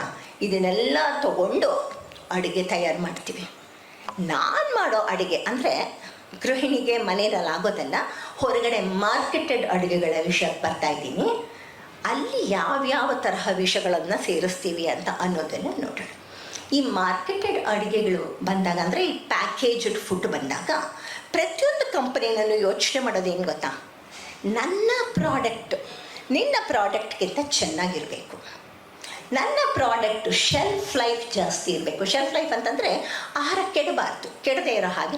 ಆಹಾರಗಳು ಕೆಡುತ್ತೀರಿ, ಆಹಾರಗಳನ್ನ ಬೇಯಿಸಿದಾಗಲೇ ನೀವು ಬೇಯಿಸ್ತೇ ಇಲ್ಲಿ, ಅದು ಕೆಡೋದು ಸಹಜವಾದ ಕ್ರಿಯೆ. ಅದು ಕೆಡಬಾರ್ದು ಅಂತ ಹೇಳಿ ನಾವೇನು ಮಾಡ್ತೀವಿ, ಅದಕ್ಕೆ ನಾವು ತಿರ್ಗಾ ಏನು ಹಾಕ್ತೀವಿ, ಪ್ರಿಸರ್ವೇಟಿವ್ಸ್ ಹಾಕ್ತೀವಿ. ಪ್ರಿಸರ್ವೇಟಿವ್ಸಲ್ಲಿ ಬೇಕಾದಷ್ಟು ಥರದ ಪಟ್ಟಿ ಇದೆ. ಅದು ಯಾವುದೋ ನಾನು ಆಗಲೇ ಹೇಳ್ದಂಗೆ ಅದು ಯಾವುದೋ ಹೇಳೋಕ್ಕೆ ಹೋಗಲ್ಲ. ಅದನ್ನು ಹಾಕ್ತೀವಿ. ಅದನ್ನು ಹಾಕಿದಾಗ ಅದು ತುಂಬ ವಿಷಕಾರಕವಾಗಿರುವಂಥದ್ದು. ಇಲ್ಲಿ ಬೆಳೆದಾಗಿಂದ ಹಿಡಿದು ನಮ್ಮನೆ ಬುಟ್ಟಿ, ತರಕಾರಿ ಬುಟ್ಟಿಗೆ ಬರೋ ತರಕಾರಿನ ಪದ ಬಳಸ್ತಿದ್ದೀನಿ, ಅಕ್ಕಿ ಬೇಳೆ ಯಾವುದಾದ್ರೂ ಇರ್ಬೋದು, ನಮ್ಮನೆ ಡಬ್ಬಕ್ಕೆ ಬರೋ ತನಕ ವಿಷಗಳನ್ನ ತಗೊಳ್ತು. ಬಂದ ಆದಮೇಲೆ ಕೂಡ ನಾವು ಅದಕ್ಕೆ ಪ್ರಿಸರ್ವೇಟಿವ್ ಹಾಕ್ತಿದ್ದೀವಿ. ಪ್ರಿಸರ್ವೇಟಿವ್ ಒಂದೇ ಹಾಕ್ಬಿಟ್ವಾ? ಎಷ್ಟು ದುರ್ಬುದ್ಧಿ ಮನುಷ್ಯನಿಗೆ ಅಂತ ಹೇಳಿದ್ರೆ, ನಿನ್ನ ಪ್ರಾಡಕ್ಟ್ಗಿಂತ ನನ್ನ ಪ್ರಾಡಕ್ಟು ಆಕರ್ಷಣೀಯವಾಗಿರಬೇಕು. ಅದು ಚೆನ್ನಾಗಿ ಕೊಂಡ್ರೆ ನೀವು ಕೊಂಡ್ಕೊಳ್ತೀರಾ. ನಾನು ಮಾರ್ತಿರುವಂತಹ ಐಸ್ ಕ್ರೀಮ್ ಇದೆಯಲ್ಲ, ಆ ಐಸ್ ಕ್ರೀಮ್ಗೆ ನಾನು ಬ್ಲೂಬೆರಿ ಐಸ್ ಕ್ರೀಮ್ ಅಂತ ಹೆಸರಿಡ್ತೀನಿ. ಯಾವ ಬ್ಲೂಬೆರಿನೂ ಯಾವ ಐಸ್ ಕ್ರೀಮ್ನಲ್ಲೂ ಇಲ್ಲ. ಬ್ಲೂಬೆರಿಯ ಬಣ್ಣವನ್ನು ನಾವು ಅಲ್ಲಿ ತುಂಬುತ್ತೀವಿ. ಮ್ಯಾಂಗೋ ಐಸ್ ಕ್ರೀಮ್ ಅಂತೀವಿ, ಅಥವಾ ಮ್ಯಾಂಗೋ ಬಿಸ್ಕಟ್ಗಳು ಕೂಡ ಮ್ಯಾಂಗೋದು ಸಿಗುತ್ತೆ. ಯಾವ ಮ್ಯಾಂಗೋನೂ ಇಲ್ಲ. ಜ್ಯೂಸ್ಗೆ ತಗೊಳ್ಳಿ, ಮ್ಯಾಂಗೋ ಜ್ಯೂಸ್ ಅಂತ ಹೇಳ್ತಾರಲ್ಲ, ಅದರೊಳಗೆ ಯಾವ ಮ್ಯಾಂಗೋನೂ ಇಲ್ಲ. ಅದರೊಳಗೆ ಏನಿದೆ? ಮ್ಯಾಂಗೋ ಬಣ್ಣವನ್ನು, ಅಥವಾ ಬ್ಲೂಬೆರಿಯ ಬಣ್ಣವನ್ನು, ಅಥವಾ ಬಾಳೆಹಣ್ಣಿನ ಬಣ್ಣವನ್ನು, ಅಥವಾ ಕ್ಯಾರೆಟಿನ ಬಣ್ಣವನ್ನು ನಾವು ತುಂಬ್ತಿದ್ದೀವಿ. ಬಣ್ಣಗಳು ಅತ್ಯಂತ ಕೆಟ್ಟ ಕೆಮಿಕಲ್ಗಳು. ಮನುಷ್ಯನ ಸೃಷ್ಟಿ ಮಾಡಿದಂತಹ ಈ ರಾಸಾಯನ ನಮ್ಮ ದೇಹಕ್ಕೆ ಹೋಗುತ್ತೆ. ಇಲ್ವಂತಾಯ್ತಾ? ಇಷ್ಟೇ ಸಾಕಾಗಲಿಲ್ಲ, ಗರಿ ಗರಿ ಇರಬೇಕು, ಟೆಕ್ಸ್ಚರ್ ಚೆನ್ನಾಗಿರ್ಬೇಕು, ಟೆಕ್ಸ್ಚರ್ ಎನ್ಹ್ಯಾನ್ಸರ್ಸ್. ಅರೆ, ನಿನ್ನ ಬೇಕ್ರಿಗಿಂತ ನನ್ನ ಬೇಕ್ರಿಲಿರೋ ಬಿಸ್ಕೆಟ್ ಚೆನ್ನಾಗಿರಬೇಕು, ನಿನ್ನ ಬ್ರಿಟಾನಿಯಾಗಿಂತ ನನ್ನದು ಇನ್ನೊಂದಿದೆಯಲ್ಲ ಅದು ಚೆನ್ನಾಗಿರಬೇಕು ಅನ್ನೋ ಸ್ಪರ್ಧೆನಲ್ಲಿ ಗರಿ ಗರಿ ಅಂತ ಹೇಳ್ತೀವಿ. ಮುರಿದ ತಕ್ಷಣ ಗರಿಗರಿ ಆಗಬೇಕು, ಶಬ್ದ ಕಳಿಬೇಕು ಗರಿಗರಿದು. ಅದನ್ನು ಅಡ್ವರ್ಟೈಸ್ಮೆಂಟಲ್ಲಿ ನೀವು ನೋಡ್ತೀರ, ಹಿಂಗೆ ಕ್ಲಕ್ ಅಂತ ಮುರಿದಾಗ ಒಂಥರ ಗರಿಗರಿ ಶಬ್ದ ಬರುತ್ತೆ. ಒಟ್ಟು ಮಟ್ಟಿಗೆ ನನ್ನ ಪ್ರಾಡಕ್ಟ್ ಗರಿಗರಿಯಾಗಿದೆ ಅಂತ ಹೇಳಿ ನಾನು ಟೆಕ್ಸ್ಚರ್ ಎನ್ಹ್ಯಾನ್ಸರ್ಸ್ ಹಾಕ್ತೀನಿ, ಪ್ರಿಸರ್ವೇಟಿವ್ಸ್ ಹಾಕ್ತೀನಿ, ಕಲರಿಂಗ್ ಏಜೆಂಟ್ಗಳನ್ನ ಹಾಕ್ತೀನಿ. ಇವೆಲ್ಲವನ್ನು ನಾನು ಹಾಕಿ ಫೈನಲಿ ನಿಮ್ಮ ಮನೆ ಮುಂದೆ ಬಂದು ನಿಂತ್ಕೊಂಡು ನಿಮ್ಮ ತಟ್ಟೆಗಳಿಗೆ ಕೂತ್ಕೋತೀನಿ. ಇಷ್ಟೆಲ್ಲ ವಿಷ ಹಾಕ್ತಾ ಇದ್ದಾರಲ್ಲ, ಇವ್ರನ್ನ ಯಾರು ಕೇಳೋರು ಇಲ್ವಾ? ಇಲ್ಲ.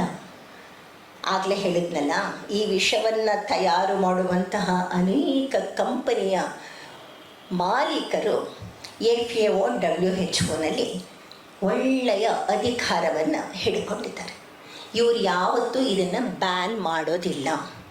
ಬ್ಯಾನ್ ಮಾಡಲ್ಲ. ನೀವೊಂದು ಪಕ್ಷ ಬ್ಯಾನ್ ಮಾಡಿದ್ರಿ. ನಮ್ಮ ದಿನೇಶ್ ಗುಂಡೂರಾವ್ ಪಾಪ ತಾನು ಕೆಲಸ ಮಾಡ್ತಿದ್ದೀನಿ ಅಂತ ತೋರಿಸ್ಕೊಳ್ಳೋಕ್ಕೋಸ್ಕರ ಈಗ ಒಂದು ವಾರದಿಂದ ಸುಮಾರು ನಾನು TV ದಲ್ಲಿ ಪ್ರೋಗ್ರಾಮ್ ಕೊಟ್ಟು ನನಗೆ ಸಾಕಾಗೋಯ್ತು. ನನಗೆ ದಿನಾ ಒಂದೊಂದು ಪ್ರಾಡಕ್ಟನ್ನು ಅವ್ರು ಬ್ಯಾನ್ ಮಾಡ್ತಾರೆ. ಒಂದು ಪ್ರಾಡಕ್ಟನ್ನು ಒಂದು ಬಣ್ಣ. ಅರೆ, ನೀವು ಇವತ್ತೇ ಬಣ್ಣ ಬ್ಯಾನ್ ಮಾಡಿದ್ರೆ ನಾಳೆ ಇನ್ನೊಂದು ಬಣ್ಣ ತೊಗೊಂಡು ಬರ್ತಾ ಇದ್ದೀನಿ ನಾನು. ಹೀಗೆ ನೀವು ಎಲ್ಲೋ ಏನೋ ಹೇಳ್ತಾರಲ್ಲ, ದೊಡ್ಡ ಸಮಸ್ಯೆನ ಒಂದು ಸಣ್ಣ ಭಾಗನ ಅಟೆಂಡ್ ಮಾಡಿಬಿಟ್ಟು ಅಡ್ರೆಸ್ ಮಾಡಿ ನಾನೆಲ್ಲ ಸರಿ ಮಾಡಿಬಿಟ್ಟೆ ಅಂತೀವಲ್ಲ, ಈ ನಾಟಕಗಳೆಲ್ಲ ಮಾಡೋ ಬದಲು ಸೋರ್ಸ್ ಯಾವುದಿದೆ, ಈ ಸೋರ್ಸನ್ನು ನೀವು ಕಂಡು ಹಿಡಿದು ಅದನ್ನು ಬ್ಯಾನ್ ಮಾಡಿ. ನಮಗಾಗಲ್ಲ, ಯಾಕೆಂದರೆ ಅದು ವಿದೇಶಗಳಿಂದ ಬರ್ತಾ ಇದೆ, ಒಟ್ಟು ಪವರ್ಫುಲ್ ಆಗಿದೆ. FAO WHO ಅದಕ್ಕೆ ಪರ್ಮಿಷನ್ ಕೊಟ್ಟಿದೆ. ಹೆಂಗೆ ಕೊಡ್ತಾ ಇದ್ದಾರೆ ಪರ್ಮಿಷನ್? ಬಣ್ಣಗಳಲ್ಲೇ ಹೇಳ್ತಾರೆ 7 ಬಣ್ಣಗಳು, ಅದು ಪರ್ಮಿಟೆಡ್ಡು, ಅದೇನು ವಿಷ ಆಗೋದಿಲ್ಲ. ವಿಷ ಆಗಲ್ಲ ಅಂತ ಹೇಳಲ್ಲ, ತುಂಬ ವಿಷ ಆಗಲ್ಲ ಅಂತ ಹೇಳ್ತಾರೆ. ಎಲ್ಲೂ ಇದುವರ ತನಕ ವಿಷ ಇಲ್ಲವೇ ಇಲ್ಲ ಅನ್ನೋ ಪದ ಅವರು ಕೂಡ ಬಳಸೇ ಇಲ್ಲ. ಕಡಿಮೆ ವಿಷ ಮನುಷ್ಯನಿಗೇನು ತೊಂದರೆ ಆಗಲ್ಲ ಅಂತ ಹೇಳ್ತಾ ಇದ್ದಾರೆ ಅಷ್ಟೇ. ಈ ಪರ್ಮಿಟೆಡ್ ಕಲರ್ಗಳು, permitted pesticide, permitted insecticide, permitted ಹರ್ಬಿಸೈಡ್ಗಳು ಎಲ್ಲವೂ ನಮಗೆ ವಿಷಕಾರಕವಾಗಿರುವಂಥದ್ದು. ಇಲ್ಲಿ ಇನ್ನೊಂದು ದೊಡ್ಡ ಸಮಸ್ಯೆ ಹೆಚ್ಚಿನವರು ಗಮನಿಸಿರೋದಿಲ್ಲ. ಇದನ್ನು ಹೇಗೆ ಪರ್ಮಿಟ್ ಮಾಡ್ತಾರೆ ಅಂದರೆ, ಪಾರ್ಟ್ ಪರ್ ಮಿಲಿಯನ್ ಅನ್ನೋ ಯೂನಿಟಲ್ಲಿ ಅದನ್ನು ಅಳಿತಾರೆ. ಇಷ್ಟು ಭಾಗಕ್ಕೆ ಇಷ್ಟು ನಿಮಗೆ ಅದು ಒಂದೊಂದೊಂದೊಂದಕ್ಕೆ ಒಂದೊಂದು ಲೆಕ್ಕ ಇದೆ. 0.111 ಇದೆ, 0.002 ಬರುತ್ತೆ, ತುಂಬ ಬೇರೆ ಬೇರೆ ಇದೆ. ಅದು ಅಷ್ಟು ನಿಮಗೆ ಪರ್ಮಿಟ್ ಮಾಡಬಹುದು. ಅಷ್ಟು ತಗೊಂಡಾಗ ನಮ್ಮ ಆರೋಗ್ಯವನ್ನು ಹಾಳು ಮಾಡೋದಿಲ್ಲ ಅಂತ ಹೇಳುತ್ತೆ. ಅಲ್ಲ ಸ್ವಾಮಿ, ಈ ಸಸ್ಯಗಳು ಇಲ್ಲಿಂದ ಬೆಳೆದಾಗಿಂದ ಹಿಡಿದು ನನ್ನ ತಟ್ಟೆಗೆ ಬರೋ ತನಕ ಅನೇಕ ಹಂತಗಳಲ್ಲಿ ಅನೇಕ ತರಹದ ಪೆಸ್ಟಿಸೈಡ್ಗಳನ್ನು ಹಾಕ್ತಿದ್ದೀವಲ್ಲ, ಎಲ್ಲ ಒಂದೊಂದು ರಾಸಾಯನವೂ ನೀವು ಪರ್ಮಿಟ್ ಮಾಡಿರೋ ಅಂಶದಲ್ಲೇ ಇದೆ ಅಂತ ಇಟ್ಟುಕೊಂಡರೂ ನನ್ನ ದೇಹಕ್ಕೆ ಬಂದಾಗ ಕಲೆಕ್ಟಿವ್ ಆಗಿ ನೋಡಿದಾಗ ಎಷ್ಟು ವಿಷ ಆಯಿತು. ನೀವು ಪರ್ಮಿಟ್ ಮಾಡ್ಬೋದು 0.01 ನಾನು ಪರ್ಮಿಟ್ ಮಾಡಿದ್ದೀನಿ ಅಂತ ನೀವು ಹೇಳಿದರೆ, ಅಂಥದ್ದು ಎಷ್ಟೊಂದು ನನ್ನ ದೇಹದಲ್ಲಿ ಬಂದು ಬೀಳ್ತಾ ಇದೆ. ಇಲ್ಲಿ ಏನು ನಡೀತಾ ಇದೆ ಅಂತ ಹೇಳಿದರೆ, ಒಂದೊಂದು ರಾಸಾಯನಕ್ಕೂ ಪರ್ಮಿಷನ್ ಇಷ್ಟಿರ್ಬೋದು ಅಂತ ಕೊಟ್ಟಿದ್ದಾರೆ ವಿನಃ ಮನುಷ್ಯನ ದೇಹದಲ್ಲಿ ಇಷ್ಟೇ ಹೋಗಬೇಕು ಅಂತ ಅನ್ನೋದು ಎಲ್ಲೂ ಇಲ್ಲ. ನಮಗೆ ಎಲ್ಲೂ ಇಲ್ಲ, ಇಡೀ ಪ್ರಪಂಚದಲ್ಲಿ ಎಲ್ಲೂ ಇಲ್ಲ. ಎರಡನೇದು, ಸಸ್ಯಗಳಿಗೆ ನೀವು ಇಂಥದ್ದನ್ನೆಲ್ಲ ಹೊಡೆದಾಗ ಒಂದೇ ಒಂದು ಹಂತದಲ್ಲಿ ಒಂದೇ ಒಂದು ವಿಷವನ್ನು ಹಾಕಬೇಕು ಅನ್ನೋದು ಕೂಡ ಇಲ್ಲ. ನೀ ಪೆಸ್ಟಿಸೈಡು ಹಾಕ್ತೀಯಾ, ಹರ್ಬಿಸೈಡ್ ಹಾಕ್ತೀಯಾ, ಫಂಗಿಸೈಡ್ ಹಾಕ್ತೀಯಾ, ಅದೆಲ್ಲವನ್ನು ಹಾಕಿ ದಾಸ್ತಾನು ಮಾಡುವಾಗ ಹಾಕ್ತೀಯಾ, ಅದು ಮಾಡುವಾಗ ಹಣ್ಣಾಗಬಾರ್ದು ಅಂತ ಹೇಳಿ ನೀನು ಇಥಿಲೀನ್ ಅರೆಸ್ಟ್ ಮಾಡ್ತೀಯಾ, ಇಥಿಲೀನ್ ಅರೆಸ್ಟ್ ಮಾಡಿದ್ದು ಒಂದೇ ಅಲ್ಲ, ನೀನು ಮಾರ್ಕೆಟಿಗೆ ತಂದ ತಕ್ಷಣ ಹಣ್ಣಾಗ್ಬಿಡ್ಬೇಕಲ್ಲ, ಅದಕ್ಕೆ ನೀನು ಇನ್ನೊಂದಷ್ಟು ವಿಷವನ್ನು ಹಾಕ್ತೇವೆ. ನೀವು ಅದೆಲ್ಲ ನೋಡಿರ್ಬಹುದು, ನೀವು ಕ್ಯಾಲ್ಸಿಯಂ ಕಾರ್ಬೈಡ್ ಎಲ್ಲ ಹಾಕ್ತಾರೆ ಅದಕ್ಕೆ ಹಣ್ಣು ಮಾಡೋದಕ್ಕೆ, ಹೊರಗಡೆ ರೂಪ ಬಣ್ಣ ಕೆಂಪು ಎಲ್ಲ ಬರಕ್ಕೆ ಅದೊಂದಷ್ಟು ವಿಷಯ ಎಲ್ಲೂ ನಿಮಗೆ ಒಂದು ಹಂತದಲ್ಲಿ ಇಲ್ಲವೇ ಇಲ್ಲ. ಎಲ್ಲ ಹಂತದಲ್ಲೂ you have all the freedom to introduce pesticides and in one word I say you have all the freedom to introduce poison. You are injecting poison into your food. ಇಷ್ಟನ್ನು ನಾವು ಮಾಡಿಕೊಂಡು ತಿಂತಾ ಇದ್ದೀವಿ. ಏನಾಗ್ತಾ ಇದೆ ನಮ್ಮ ದೇಹಕ್ಕೆ? ನಾನು ಆಗಲೇ ಹೇಳಿದೆ, ಈ ಒಂದೊಂದು ವಿಷವು ಒಂದೊಂದು ಜೀವವನ್ನು ಅಂದರೆ ಒಂದೊಂದು ಜೀವಾಣುವನ್ನು ಕೊಲ್ಲುವಷ್ಟು ಶಕ್ತಿ ಇದಕ್ಕಿದೆ. ಅದು ನೆನಪಿಟ್ಕೊಳ್ಳಿ, ಮುಂದಿನ ಮಾತು ನಿಮ್ಗೆ ಅರ್ಥ ಆಗುತ್ತೆ. ಮನುಷ್ಯನ ದೇಹ ಹೇಗಿದೆ? ನಮ್ಮ ದೇಹ 30 ಟ್ರಿಲಿಯನ್ ಜೀವಕೋಶಗಳು ನಮ್ಮ ದೇಹದಲ್ಲಿ ಇದೆ. ಈ 30 ಟ್ರಿಲಿಯನ್ ಜೀವಕೋಶಗಳು ಇಂಡಿಪೆಂಡೆಂಟ್ ಆಗಿ ಸ್ವತಂತ್ರವಾಗಿ ಒಬ್ಬ ಮನುಷ್ಯ ಮಾಡುವ ಕೆಲಸವನ್ನು ಮಾಡುತ್ತೆ. ಹೊರ ರೂಪಕ್ಕೆ ನಾವು ಹೇಗಿದ್ದೀವಿ? 2 ಕೈ, 2 ಕಾಲು, 2 ಕಣ್ಣು, 2 ಕಿವಿ, ಒಂದು ಮನುಷ್ಯ. ನಾವು ಒಂದು ಮನುಷ್ಯ ಅಲ್ಲವೇ ಅಲ್ಲ, ನಾವು 30 ಟ್ರಿಲಿಯನ್ ಮನುಷ್ಯರು ಒಳಗಡೆ ಇದ್ದೀವಿ. ಏನಿದ್ರು ಇದೊಂದು ಅಪಾರ್ಟ್ಮೆಂಟ್ ಅಷ್ಟು. ಈ ಅಪಾರ್ಟ್ಮೆಂಟಿನ ಒಳಗಡೆ ಬೇಕಾದಷ್ಟು ಮನೆಗಳಿದೆ. ಆ ಒಂದೊಂದು ಮನೆಯಲ್ಲೂ ಬೇಕಾದಷ್ಟು ಜೀವಗಳಿದೆ. ಅಂದರೆ ಒಂದೊಂದು ಜೀವಕೋಶನು ಒಂದೊಂದು ಮನುಷ್ಯನ ಹಾಗೆ ಕೆಲಸ ಮಾಡುತ್ತೆ. ಹೇಗೆ ಅಂದರೆ, ನಾನು ಹೇಗೆ ಆಹಾರ ತಿಂತೀನೋ ಪ್ರತಿಯೊಂದು ಜೀವಕೋಶವು ಆಹಾರವನ್ನು ಸ್ವೀಕರಿಸಿ ಆದಮೇಲೆ ನಾವೇನು ಮಾಡ್ತೀವಿ? ವಿಸರ್ಜನೆ ಮಾಡ್ತೀವಿ, ಬೇಡದೇ ಇದ್ದದನ್ನು. ಪ್ರತಿಯೊಂದು ಜೀವಕೋಶವು ತಾನು ತಿಂದ ಆಹಾರದ ಬೇಡದನ್ನು ವಿಸರ್ಜನೆ ಮಾಡುತ್ತೆ. ನಾವು ಹೇಗೆ ಉಸಿರಾಡ್ತೀವಿ? ಪ್ರತಿಯೊಂದು ಜೀವಕೋಶವು ಉಸಿರಾಡುತ್ತೆ. ನಾವು ಹೇಗೆ ಸಂತಾನ ಕ್ರಿಯೆಯಲ್ಲಿ ನಮ್ಮನ್ನು ತೊಡಗಿಸ್ಕೊಳ್ತೀವಿ? ಪ್ರತಿಯೊಂದು ಜೀವಕೋಶವು ಸಂತಾನ ಕ್ರಿಯೆಯಲ್ಲಿ ತೊಡಗಿಸ್ಕೊಳ್ಳುತ್ತೆ. ನಮಗೆ ಗೊತ್ತಲ್ಲ, ಸೆನ್ಸ್ ಮಲ್ಟಿಪ್ಲೈ ಆಗ್ತಾ ಇದೆ, ಅದು ಸಂತಾನ ಕ್ರಿಯೆಯಲ್ಲಿ ತನ್ನನ್ನು ತೊಡಗಿಸ್ಕೊಳ್ಳುತ್ತೆ. ಇಷ್ಟೇ ಅಲ್ಲ, ನಾವು ಹೇಗೆ ಯೋಚಿಸ್ತೀವೋ, ನಮಗೆ ಹೇಗೆ ಬುದ್ಧಿ ಅಂತಿದೆಯೋ, ನಮಗೆ ಹೇಗೆ ಮೆದುಳು ಅಂತ ನಾವಿಲ್ಲೊಂದು ಫಿಸಿಕಲಿ ಒಂದು ಆರ್ಗ್ಯಾನ್ನ ನೋಡ್ತೀವಲ್ವ, ಅದೇ ಥರ ಪ್ರತಿಯೊಂದು ಜೀವಕೋಶದಲ್ಲೂ ಒಂದು ಮೆದುಳಿದೆ. ಜೀವಕೋಶಕ್ಕೆ ಮೆದುಳಿದೆ, ಅದು ಉಸಿರಾಡುತ್ತೆ, ಅದು ವಿಸರ್ಜನೆ ಮಾಡುತ್ತೆ, ಅದು ಸಂತಾನ ಕ್ರಿಯೆಯನ್ನು ಮಾಡುತ್ತೆ. ಸೊ ಅದು ಒಂದು ಇಂಡಿಪೆಂಡೆಂಟ್ ಮನುಷ್ಯ. ಈಗ ವಾಪಸ್ ಹೋಗಿ ಯೋಚನೆ ಮಾಡಿ, ಕನೆಕ್ಟ್ ಮಾಡಿ ಎರಡನ್ನೂ. ಒಂದೊಂದು ಜೀವಕೋಶವನ್ನು ಸಾಯಿಸುವಂಥ ಶಕ್ತಿ ಈ ಪೆಸ್ಟಿಸೈಡ್ಗಳಿಗೆ ಎಲ್ಲ ವಿಷಕ್ಕೂ ಇದ್ದಾಗ, ನಮ್ಮ ದೇಹದ ಒಳಗಡೆ ಹೋದಾಗ ನಮ್ಮ ಜೀವಕೋಶಗಳನ್ನು ಅದು ಸಾಯಿಸುತ್ತೆ. ಇದಕ್ಕೆ ಯೋಚಿಸುವ ಶಕ್ತಿ ಇದೆ. ಅದಕ್ಕೆ ನಾನು ಬರ್ತೀನಿ. ಈಗ ನಮ್ಮ ದೇಹಕ್ಕೆ ನಾವು ಆಹಾರವನ್ನು ಸ್ವೀಕರಿಸ್ತೀವಿ ಅಲ್ವಾ? ಅನ್ನ, ಸಾರು, ಹುಳಿ ಹಾಕ್ಕೊಂಡು ಕಲಿಸ್ಕೊಂಡು ಮೇಲೆ ತುಪ್ಪ ಹಾಕ್ಕೊಂಡು ಪಕ್ಕದಲ್ಲಿ ಉಪ್ಪಿನಕಾಯಿ, ಪೆಸ್ಟಿಸೈಡ್ ಮನೇಲಿ ಮಾಡಿದ ಉಪ್ಪಿನಕಾಯಿನ ಹಾಕ್ಕೊಂಡು ನಾನು ಹಂಚ್ಕೊಂಡು ಊಟ ಮಾಡ್ತಾ ಇದ್ದೆ. ನಿಮ್ಮ ಕಣ್ಣಿಗೆ ಏನು ಕಾಣಿಸ್ತಿದೆ? ಅನ್ನ, ಸಾರು, ಹುಳಿ, ಉಪ್ಪಿನಕಾಯಿ.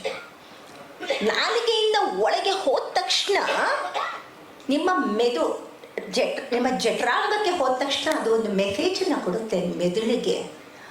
ಮೆದುಳೆ ನೋಡು, ಇವಾಗ ಇದರೊಳಗೆ ಅನ್ನ, ಸಾರು, ಹುಳಿ ಬಂತು ಅಂತ ಭಾಷೆಯಲ್ಲಿ ಮಾತಾಡಲ್ಲ. ಅದು ಹೇಳುತ್ತೆ ಪ್ರೋಟೀನ್ ಬಂತು, ಕಾರ್ಬೋಹೈಡ್ರೇಟ್ ಬಂತು, ವಿಟಮಿನ್ ಬಂತು, ಬಯೋಫ್ಲೇವಾನ್ಸ್ ಒಂದು 100, 300, 400 ಬಯೋಫ್ಲೇವಾನ್ಸ್ ಇದೆ ಬಂತು ಅಂತ ಮೆಸೇಜ್ ಮೆದುಳಿಗೆ ಕೊಡುತ್ತೆ.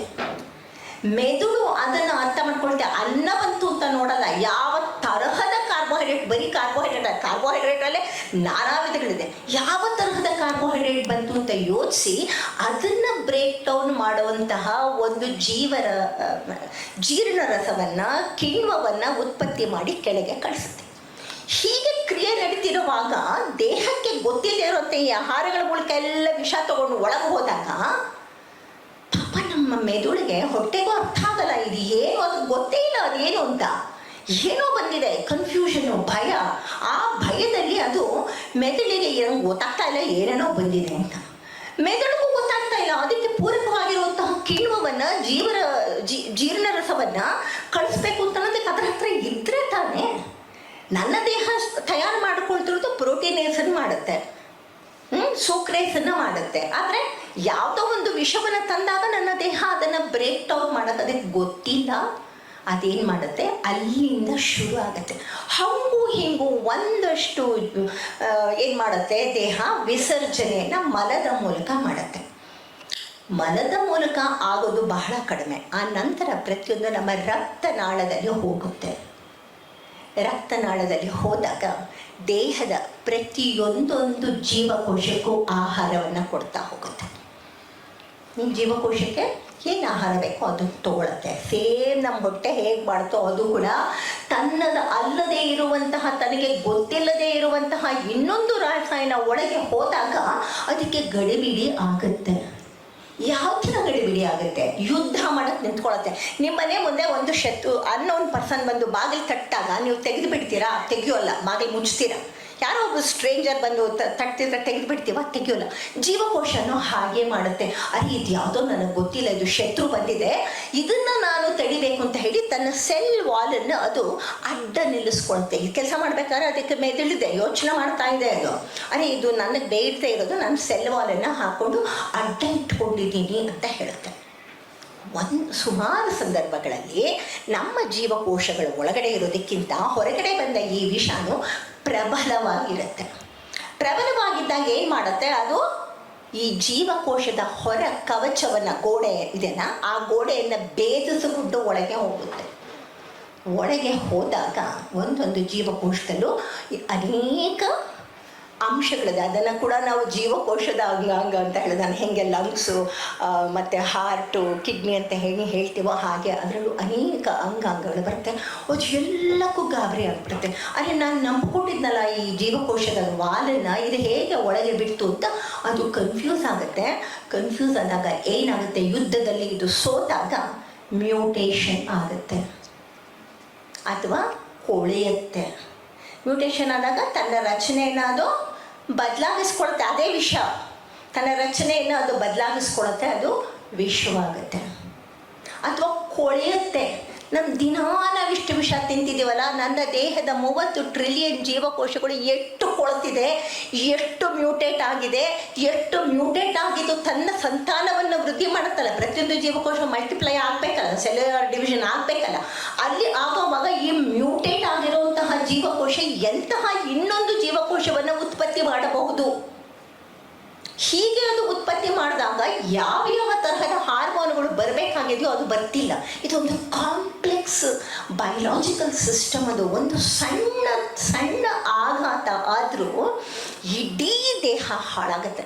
ಪ್ರಮುಖವಾಗಿ ಮೊದಲನೇದಾಗಿ ನನ್ನ ಮಕ್ಕಳಿಂದ ಬರ್ತೀವಿ. ಇಲ್ಲಿ ಒಂದೊಂದು ಜೀವಕೋಶನು ಹೇಗೆ ಹಾಳಾಯಿತು ಅಂತ ಹೇಳಿದ್ನಲ್ಲ, ಮಕ್ಕಳು ಹುಟ್ಟಿದಾಗಿಂದ 6 ವರ್ಷದ ತನಕ ತುಂಬ ಸಸೆಪ್ಟಬಲ್ ಆಗಿರ್ತಾರೆ, ದುರ್ಬಲವಾಗಿರ್ತಾರೆ. ಸ್ಪೆಷಲಿ ಅವರದ್ದು ಸೆಂಟ್ರಲ್ ನರ್ವಸ್ ಸಿಸ್ಟಮ್ ಪೂರ್ತಿ ಬೆಳೆದಿರೋದಿಲ್ಲ. ಯಾವಾಗ ಸೆಂಟ್ರಲ್ ನರ್ವಸ್ ಸಿಸ್ಟಮ್ ಪೂರ್ತಿ ಬೆಳೆದಿರೋದಿಲ್ಲ ಆವಾಗ ನಾವು ತಾಯಿ ಹಾಲು ಕುಡಿಯೋದ್ರಿಂದ ವಿಷ, ನಿಮಗೆಲ್ಲ ಗೊತ್ತಿದೆ ಇದು, ತಾಯಿ ಹಾಲಲ್ಲಿ ಕೂಡ ಇವತ್ತಿನ ದಿವಸ ವಿಷ ಇದೆ ಅಂತ ಅನ್ನೋದು. ತಾಯಿ ಹಾಲಿನ ತಗೊಳ್ಳೋದ್ರಿಂದ ತಗೊಂಡು ವಿಷ ತಗೊಂಡು ನಂತರ ಈ ಎಲ್ಲ ಆಹಾರಗಳನ್ನು ತಗೊಂಡು ಇನ್ನೂ ಹೆಚ್ಚು ವಿಷಕ್ಕೆ ಅದು ಎಕ್ಸ್ಪೋಸ್ ಆದಾಗ ಮೊದಲನೇದಾಗಿ ಅದರ ಸೆಂಟ್ರಲ್ ನರ್ವಸ್ ಸಿಸ್ಟಮ್ಗೆ ಡ್ಯಾಮೇಜ್ ಆಗುತ್ತೆ. ಅದು ಹೇಗೆ ಗೊತ್ತಾಗುತ್ತೆ ನಮಗೆ? ತುಂಬ ಚೆನ್ನಾಗಿ ಗೊತ್ತಾಗುತ್ತೆ. ಇಲ್ಲಿ ತಾಯಿ ಕೂತಿದ್ದಾಳೆ, 2 ವರ್ಷದ ಮಗು ತಾಯಿ ಹತ್ರಕ್ಕೆ ಹೋಗಬೇಕು ಅಂತ ಹೋಗುತ್ತೆ. ಪಾಪ ಅದಕ್ಕೆ ತಾಯಿ ಹತ್ರಕ್ಕೆ ಹೋಗಬೇಕು ಅಂತ ಆಸೆ ಇದೆ. ಆದರೆ ಇಲ್ಲಿ ಜೀವಕೋಶಗಳು ಅಂದರೆ ಸೆಂಟ್ರಲ್ ನರ್ವಸ್ ಸಿಸ್ಟಮ್ನ ಜೀವಕೋಶಗಳಿಗೆ ಡ್ಯಾಮೇಜ್ ಆಗಿರೋದ್ರಿಂದ ತಾಯಿ ಹತ್ರಕ್ಕೆ ಹೋಗೋ ಬದಲು ಅದು ಡೈರೆಕ್ಷನ್ ಚೇಂಜ್ ಮಾಡುತ್ತೆ, ಇನ್ನೆಲ್ಲೋ ಗೋಡೆ ಕಡೆಗೆ ಹೋಗುತ್ತೆ. ಅದು ಯೋಚಿಸುವ ರೀತಿ ಬದಲಾಗುತ್ತೆ. ನೀವು ಇದನ್ನು ಪ್ರತ್ಯಕ್ಷವಾಗಿ ನೋಡಿದ್ದೀರಾ. ಕಾಸರಗೋಡು ಹತ್ರ ಗೋಡಂಬಿಗೆ ಅವರು ಎಷ್ಟು ಪೆಸ್ಟಿಸೈಡ್ ಹೊಡೆದ್ರು ಅಂತಂದರೆ ಅಲ್ಲಿ ಹುಟ್ಟಿದ ಮಕ್ಕಳು ಎಲ್ಲರೂ ಅಂಗವೈಕಲ್ಯ, ಬುದ್ಧಿಮಾಂದ ಮಕ್ಕಳನ್ನ ಹುಟ್ಟಿದ್ದು ಅಂತಂದು ದಾಖಲೆ ಇದೆ. ಅದು ತೀರಾ ಇವತ್ತಿನ ತನಕ ಆಗಿರೋದು, ತುಂಬ ಹಳೇದೇನೂ ಅಲ್ಲ. ಇವತ್ತು ನಾವು ನೋಡ್ತಿರುವಂತಹ ದಾಖಲೆ ಅದು. ಹೀಗೆ ನಮ್ಮ ದಾಖಲೆಗಳು ಬೇಕಾದಷ್ಟಿದೆ. ಮಕ್ಕಳಿಗೆ ಅದು ಅಫೆಕ್ಟ್ ಆಗುತ್ತೆ. ಅಲ್ಲಿ ಬುದ್ಧಿಮಾಂದ್ಯ ಮಕ್ಕಳಾಗ್ತಾರೆ. ಆ ಹಂತನೂ ಹೇಗೋ ಗೆದ್ಕೊಂಡು ಬಂದಮೇಲೆ ಪ್ಯೂಬರಿಟಿಗೆ ಬರ್ತಾರೆ. ಅಂದರೆ 13-12 ವರ್ಷಗಳು ಬರ್ತಾರೆ. ಇಲ್ಲಿ ನೋಡಿ, ಇತ್ತೀಚೆಗೆ ನಡೆದಂತಹ ಒಂದು ನನ್ನದೇ ಸ್ಟೂಡೆಂಟು, ನಾನು ಡೆಸರ್ಟೇಷನ್ಗೆ ಕೋಆಥರ್ ಆಗಿದ್ದೀನಿ, ಅದರೊಳಗೆ ಬಂದಂತಹ ವಿಷಯಗಳನ್ನ ನಾನು ಹೇಳ್ತಾ ಇದ್ದೀನಿ. 100 ಜನ ವಿದ್ಯಾರ್ಥಿಗಳನ್ನ ಮಾಡಿದಾಗ, ಕ್ವೆಶ್ಚನೇರ್ ಕೊಟ್ಟು ಇಂಟರ್ವ್ಯೂ ಮಾಡಿದಾಗ, ಎಲ್ಲ ತರಹದ ಟೆಸ್ಟ್ಗಳನ್ನು ಎಲ್ಲ ಮಾಡಿದಾಗ 100 ಜನ ವಿದ್ಯಾರ್ಥಿಗಳು, ಕಾಲೇಜು ವಿದ್ಯಾರ್ಥಿಗಳು, ಹೈಸ್ಕೂಲ್ ವಿದ್ಯಾರ್ಥಿಗಳನ್ನ ತಗೊಂಡಾಗ 2005ರಲ್ಲಿ 30-35 ಮಕ್ಕಳು ಅಫೆಕ್ಟ್ ಆಗಿದ್ರೆ ಇವತ್ತು ಹತ್ರ 50%ಗೆ ಬಂದಿದ್ದಾರೆ. ಯಾವ ತರಹ, ಏನು? 9 ವರ್ಷಕ್ಕೆ ಹೆಣ್ಣು ಮಕ್ಕಳು ಮೈನರಿತಾ ಇದ್ದಾರೆ. ಇದಕ್ಕಿಂತ ಭಯಂಕರವಾಗಿರುವಂಥದ್ದು ಯಾವುದೂ ಇಲ್ಲ. ಬುದ್ಧಿ ಬೆಳೆದಿಲ್ಲ, ಸಾಮಾಜಿಕವಾಗಿ ಬೆಳೆದಿಲ್ಲ, ಯೋಚಿಸುವ ಶಕ್ತಿ ಇಲ್ಲ. ಆ ಮಕ್ಕಳಿಗೆ ಸಂತಾನೋತ್ಪತ್ತಿ ಮಾಡುವ ಶಕ್ತಿಯನ್ನು ಆಗೋ ಹಾಗೆ ಇವತ್ತಿನ ದಿವಸ ನಾವು ತಿಂತಿರೋ ವಿಷ ಮಾಡ್ತಾ ಇದೆ. ಹಾರ್ಮೋನ್ಗಳನ್ನು ಬದಲಾಗಿಸ್ತಾ ಇದೆ.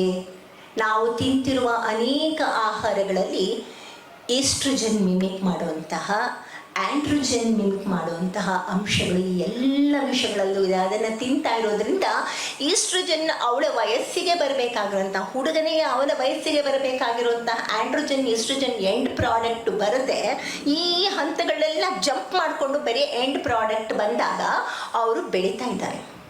ನಾವೆಲ್ಲ ಮೊದಲೆಲ್ಲ ನೋಡ್ತಾ ಇದ್ವಲ್ಲಪ್ಪ, ಕಾಲೇಜಿಗೆ ಬಂದಿರೋ ಹುಡುಗನಿಗೆ ಮೀಸೆ ಬರ್ತಾ ಇತ್ತು. ಈಗ ಹೈಸ್ಕೂಲ್ ಹುಡುಗರ ಮಕ್ಕಳಲ್ಲಿ ನಾವು ಮೀಸೆ ನೋಡ್ತೀವಿ, ಎಷ್ಟು ಅರ್ಲಿ ಮೆಚ್ಯೂರಿಟಿ. ಹೆಣ್ಮಕ್ಳು ಮೆನಾರ್ಕೆ ಬರ್ತಾ ಇದೆ. ಏನು ಅಂತಲೇ ಗೊತ್ತಿಲ್ಲ, 5ನೇ ಕ್ಲಾಸಿಗೆ ಹೋಗೋ ಮಗುಗೆ ತಿಂಗಳ ಮುಟ್ಟು ಬರ್ತಾ ಇದೆ. ಏನು ಮಾಡುತ್ತೆ ಆ ಮಗು? ಇದು ಹಾರ್ಮೋನಿನ ಬದಲಾವಣೆ ಈ ವಿಷಯಗಳಿಂದ ಆಗ್ತಾ ಇದೆ.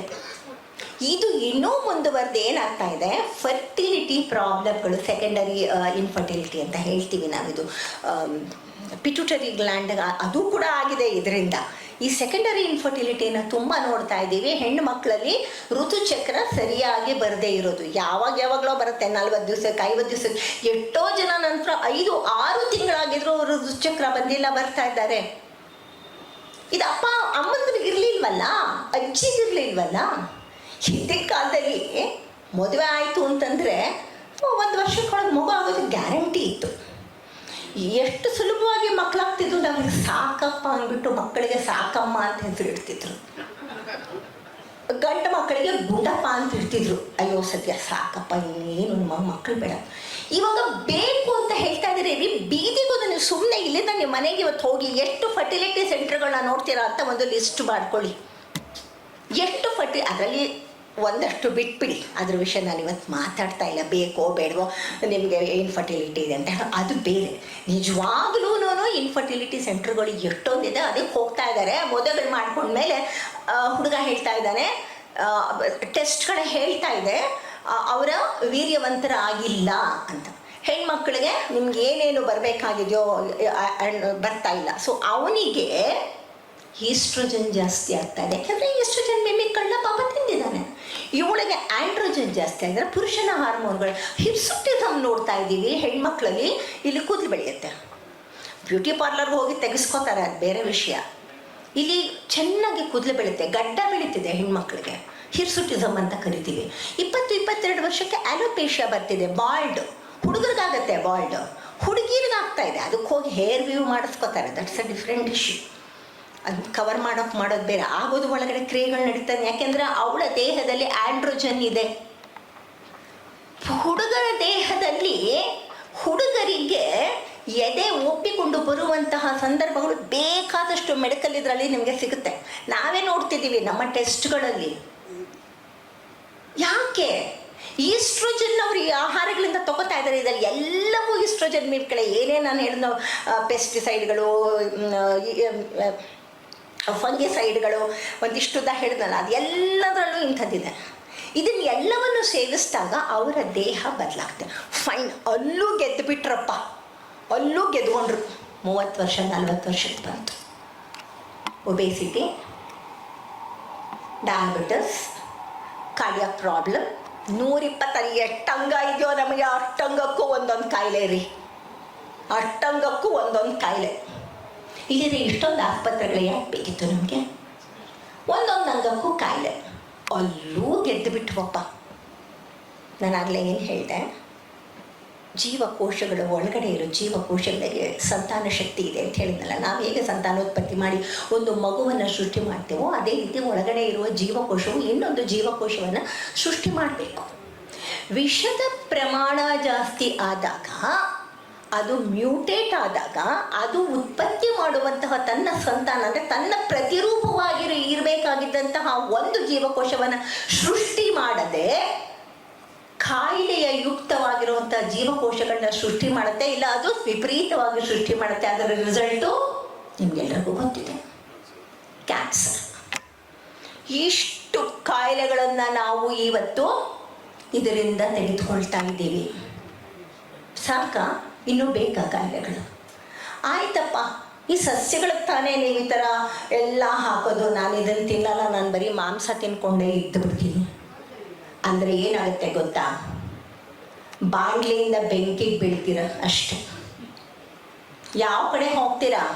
ಈ ಕಡೆ ದೆವ್ವ, ಈ ಕಡೆ deep C, devil and deep C ಮಧ್ಯ ನಾವು. ಈ ಕಡೆ ಹೋದರೆ ದೆವ್ವ ನುಂಗಾಕತ್ತೆ, ಈ ಕಡೆ ಹೋದರೆ ಡೀಪ್ ಸಿ ಇದೆ. ಅತ್ತ ದರಿ ಇತ್ತ ಪುಲಿ ಅಂತ ಕನ್ನಡದಲ್ಲಿ ಹೇಳೋದಿಲ್ವಾ? ಹಾಗೆ ಎಲ್ಲಿಗೆ ಹೋಗ್ತೀರಾ? ಯಾವ ಆಹಾರ ತಿಂತೀರಾ? ಪ್ರಾಣಿಗಳ ವಿಷಯ ನಾನು ಹೇಳ್ತೀನಿ. ನಿಮಗೇನಾದರೂ ಮನಸ್ಸಿಗೆ ನೋವಾದರೆ ನನ್ನನ್ನು ಬ್ಲೇಮ್ ಮಾಡಿಬಿಡಿ, ನನ್ನನ್ನು ಬ್ಲೇಮ್ ಮಾಡಿಬಿಡಿ. ಯಾಕೆ ಈ ಮೇಡಮ್ ಬಂದು ಈ ಥರದೆಲ್ಲ ಹೇಳಿಬಿಟ್ರು ನಮಗೆ ಅಂತ. I am not responsible. In case if you feel very bad, in case if you go very emotional, I am not responsible here. ನಾನು ಪ್ರತ್ಯಕ್ಷವಾಗಿ ಕಂಡಿದ್ದನ್ನು ಹೇಳ್ತೀನಿ ನಿಮಗೆ. ಕೋಳಿಮರಿ ಒಂದು ಉದಾಹರಣೆ ತಗೊಳ್ತೀನಿ. ಕೋಳಿಮರಿ ಕನ್ನಡದಲ್ಲಿ ಒಂದು ಹಾಡಿದೆ, ನಿಮಗೆಲ್ಲ ಗೊತ್ತಿರಬೇಕು. ಸೇವಂತಿಗೆ ಚೆಂಡಿನಂಥ ಮುದ್ದು ಕೋಳಿ ಅಂತ. ಕೋಳಿಮರಿ ಅಷ್ಟು ಸುಂದರವಾದಂತಹ ಒಂದು ಪುಟ್ಟ ಪ್ರಾಣಿ ರೀ. ಅದು ಮುದ್ದಾಗಿ ಗುಂಡು ಉಂಡೆಗೆ ಚೆಂಡಿನ ಹಾಗೆ ಇರುತ್ತೆ. ನಮ್ಮ ಹಾಡಲ್ಲಿ ಬರುತ್ತೆ.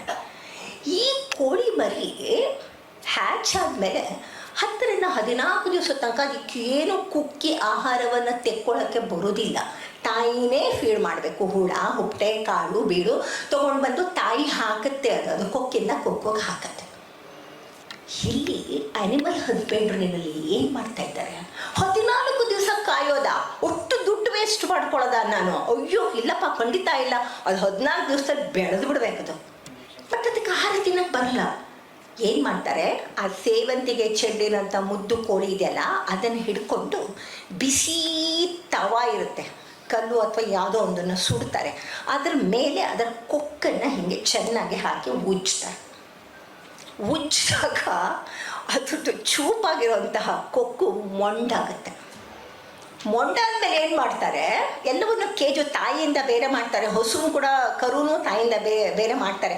ಅದು ನಾನು ಒಂದು ಊರಿಗೆ ಹೋಗಿದಾಗ ಬೆಸ್ಟ್ ಫಾರ್ಮರ್ ಅಂತ ಹೇಳಿ ಅವಾರ್ಡ್ ಕೊಟ್ಟಿದ್ದ ಅವರ ಇದಕ್ಕೆ ಹೋಗಿದ್ದೆ, ಹಸುಗಳನ್ನ ಸಾಕೋ ಕೊಟ್ಟಿಗೆಗೆ. ಅಲ್ಲಿ ಕೂಡ ನಾನು ನೋಡಿದ್ದು, ನನ್ನ ಕಣ್ಣಲ್ಲಿ ನೀರು ಬಂತು. ಎನಿವೆ, ತಾಯಿಯಿಂದ ಮಕ್ಕಳನ್ನ ಬೇರೆ ಮಾಡಿಬಿಡ್ತಾರೆ, ಪ್ರಾಣಿಗಳನ್ನ. ಮಾಡಿದಾಗ ಇದೇನಾಗುತ್ತೆ, ಅದಕ್ಕೆ ಸುತ್ತಲೂ ಒಂದಷ್ಟು ಸಕ್ಕರೆಯ ದ್ರಾವಣವನ್ನು ಇಟ್ಟಿರ್ತಾರೆ ಬಟ್ಲಲ್ಲಿ. ಸಕ್ಕರೆ ದ್ರಾವಣ ಇಟ್ಟಾಗ ಇದಕ್ಕೆ ಪಾಪ ಚುರು ಚುರು ಅಂತಿರುತ್ತಲ್ವ, ಒಂಥರ ಆಗಿರುತ್ತಲ್ವ, ಇದಕ್ಕೆ ಒಂದು ಸೆನ್ಸೇಷನು. ಹುಡುಕುತ್ತೆ ಏನಾದರೂ ನೀರು ಗೀರು ಬೇಕು ತಣ್ಣಗೆ ಅಂತ. ಆ ಸಕ್ಕರೆ ದ್ರಾವಣಗಳಿಗೆ ತನ್ನ ಕೊಕ್ಕನ್ನು ಅದ್ದುತ್ತೆ. ಕೊಕ್ಕಿಗೆ ಸಕ್ಕರೆ ದ್ರಾವಣ ಮೆತ್ಕೊಳ್ಳುತ್ತೆ. ಆಗ ಇವರೇನು ಮಾಡ್ತಾರೆ? ಹುಳು ಹುಪ್ಪಟೆ ಸಹಜವಾದ ಆಹಾರವನ್ನು ಕೊಡೋಲ್ಲ, ಕ್ಯಾಲ್ಕುಲೇಟ್ ಮಾಡ್ತಾರೆ. 14 ದಿವಸದಲ್ಲಿ ಇದು ಬೆಳಿಬೇಕಾದ್ರೆ ಇದಕ್ಕೆ ಇಷ್ಟು ಪ್ರೋಟೀನು, ಇಷ್ಟು ಕಾರ್ಬೋಹೈಡ್ರೇಟು, ಇಷ್ಟು ಫ್ಯಾಟು, ಈ ಫ್ಯಾಟಲ್ಲಿ ಇಂಥದ್ದೇ ಒಂದು ಫ್ಯಾಟು, ಸ್ಯಾಚುರೇಟೆಡ್ ಫ್ಯಾಟೇ ಇರಬೇಕು ಅಂತ ಕ್ಯಾಲ್ಕುಲೇಟ್ ಮಾಡಿ ಪುಟ್ಟ ಪುಟ್ಟ ಪುಟ್ಟ ಪುಟ್ಟ ರವೆಯಷ್ಟು ಗಾತ್ರದ ಆಹಾರಗಳನ್ನ, ಸಿಂಥೆಟಿಕ್ ಆಹಾರ ಅದು ಸಹಜವಾದಲ್ಲ, ತಯಾರು ಮಾಡ್ತಾರೆ. ಅದನ್ನು ಅಲ್ಲಿ ಹಾಕ್ತಾರೆ. ಸೊ ಇದೇನಾಗಿದೆ, ಮೊದಲೇ ಒಂಥರ ಕೊಕ್ಕು ಒಂಥರ ಆಗ್ತಿದೆಲ್ಲ, ಸಕ್ಕರೆ ಬೇರೆ ಮೆತ್ಕೊಂಬಿಟ್ಟಿದೆ ಅದಕ್ಕೆ. ಅದು ಹೋಗಿ ಹಿಂಗೆ ಹಿಂಗೆ ಅಂದಾಗ ಮೆತ್ತುಕೊಳ್ಳುತ್ತೆ. ಅದು ಅವ್ರು ಕೊಟ್ಟಿರೋ ಆಹಾರ, ಸಿಂಥೆಟಿಕ್ ಆಹಾರ, ಅದಕ್ಕೆ ಮೆತ್ಕೊಳ್ಳುತ್ತೆ. ಮೆತ್ಕೊಂಡಾಗ ಅದು ತಿನ್ನುತ್ತೆ, ಒಳಗೆ ಹೋಗುತ್ತೆ ಅಷ್ಟೇ. ಅದಕ್ಕೆ ಪಾಪ ಆಹಾರವನ್ನು ಕೊಕ್ಕಿ ಮಾಡಿ ತೆಗೆದುಕೊಳ್ಳೋಕ್ಕೆ ಬರೋಲ್ಲ. ಸೊ 14 ದಿವಸಗಳು ಇದನ್ನು ಅವರು ಹೀಗೆ ಆಹಾರವನ್ನು ಕೊಡ್ತಾರೆ, ಸಿಂಥೆಟಿಕ್ ಆಹಾರ ಕೊಡ್ತಾರೆ. ಅಷ್ಟೇ ಅಲ್ಲ, ಅದಕ್ಕೆ ಕಾಯಿಲೆ ಬರಬಾರ್ದಲ್ಲ. ಒಂದು ಕೋಳಿ ಸತ್ರ ಅವ್ರಿಗೆ ಎಷ್ಟೋ 1000 ರೂಪಾಯಿ ನಷ್ಟ. ದಿನವೂ ಅದಕ್ಕೆ ಅವರು ಆ್ಯಂಟಿಬಯೋಟಿಕ್ಸ್ ಕೊಡ್ತಾರೆ.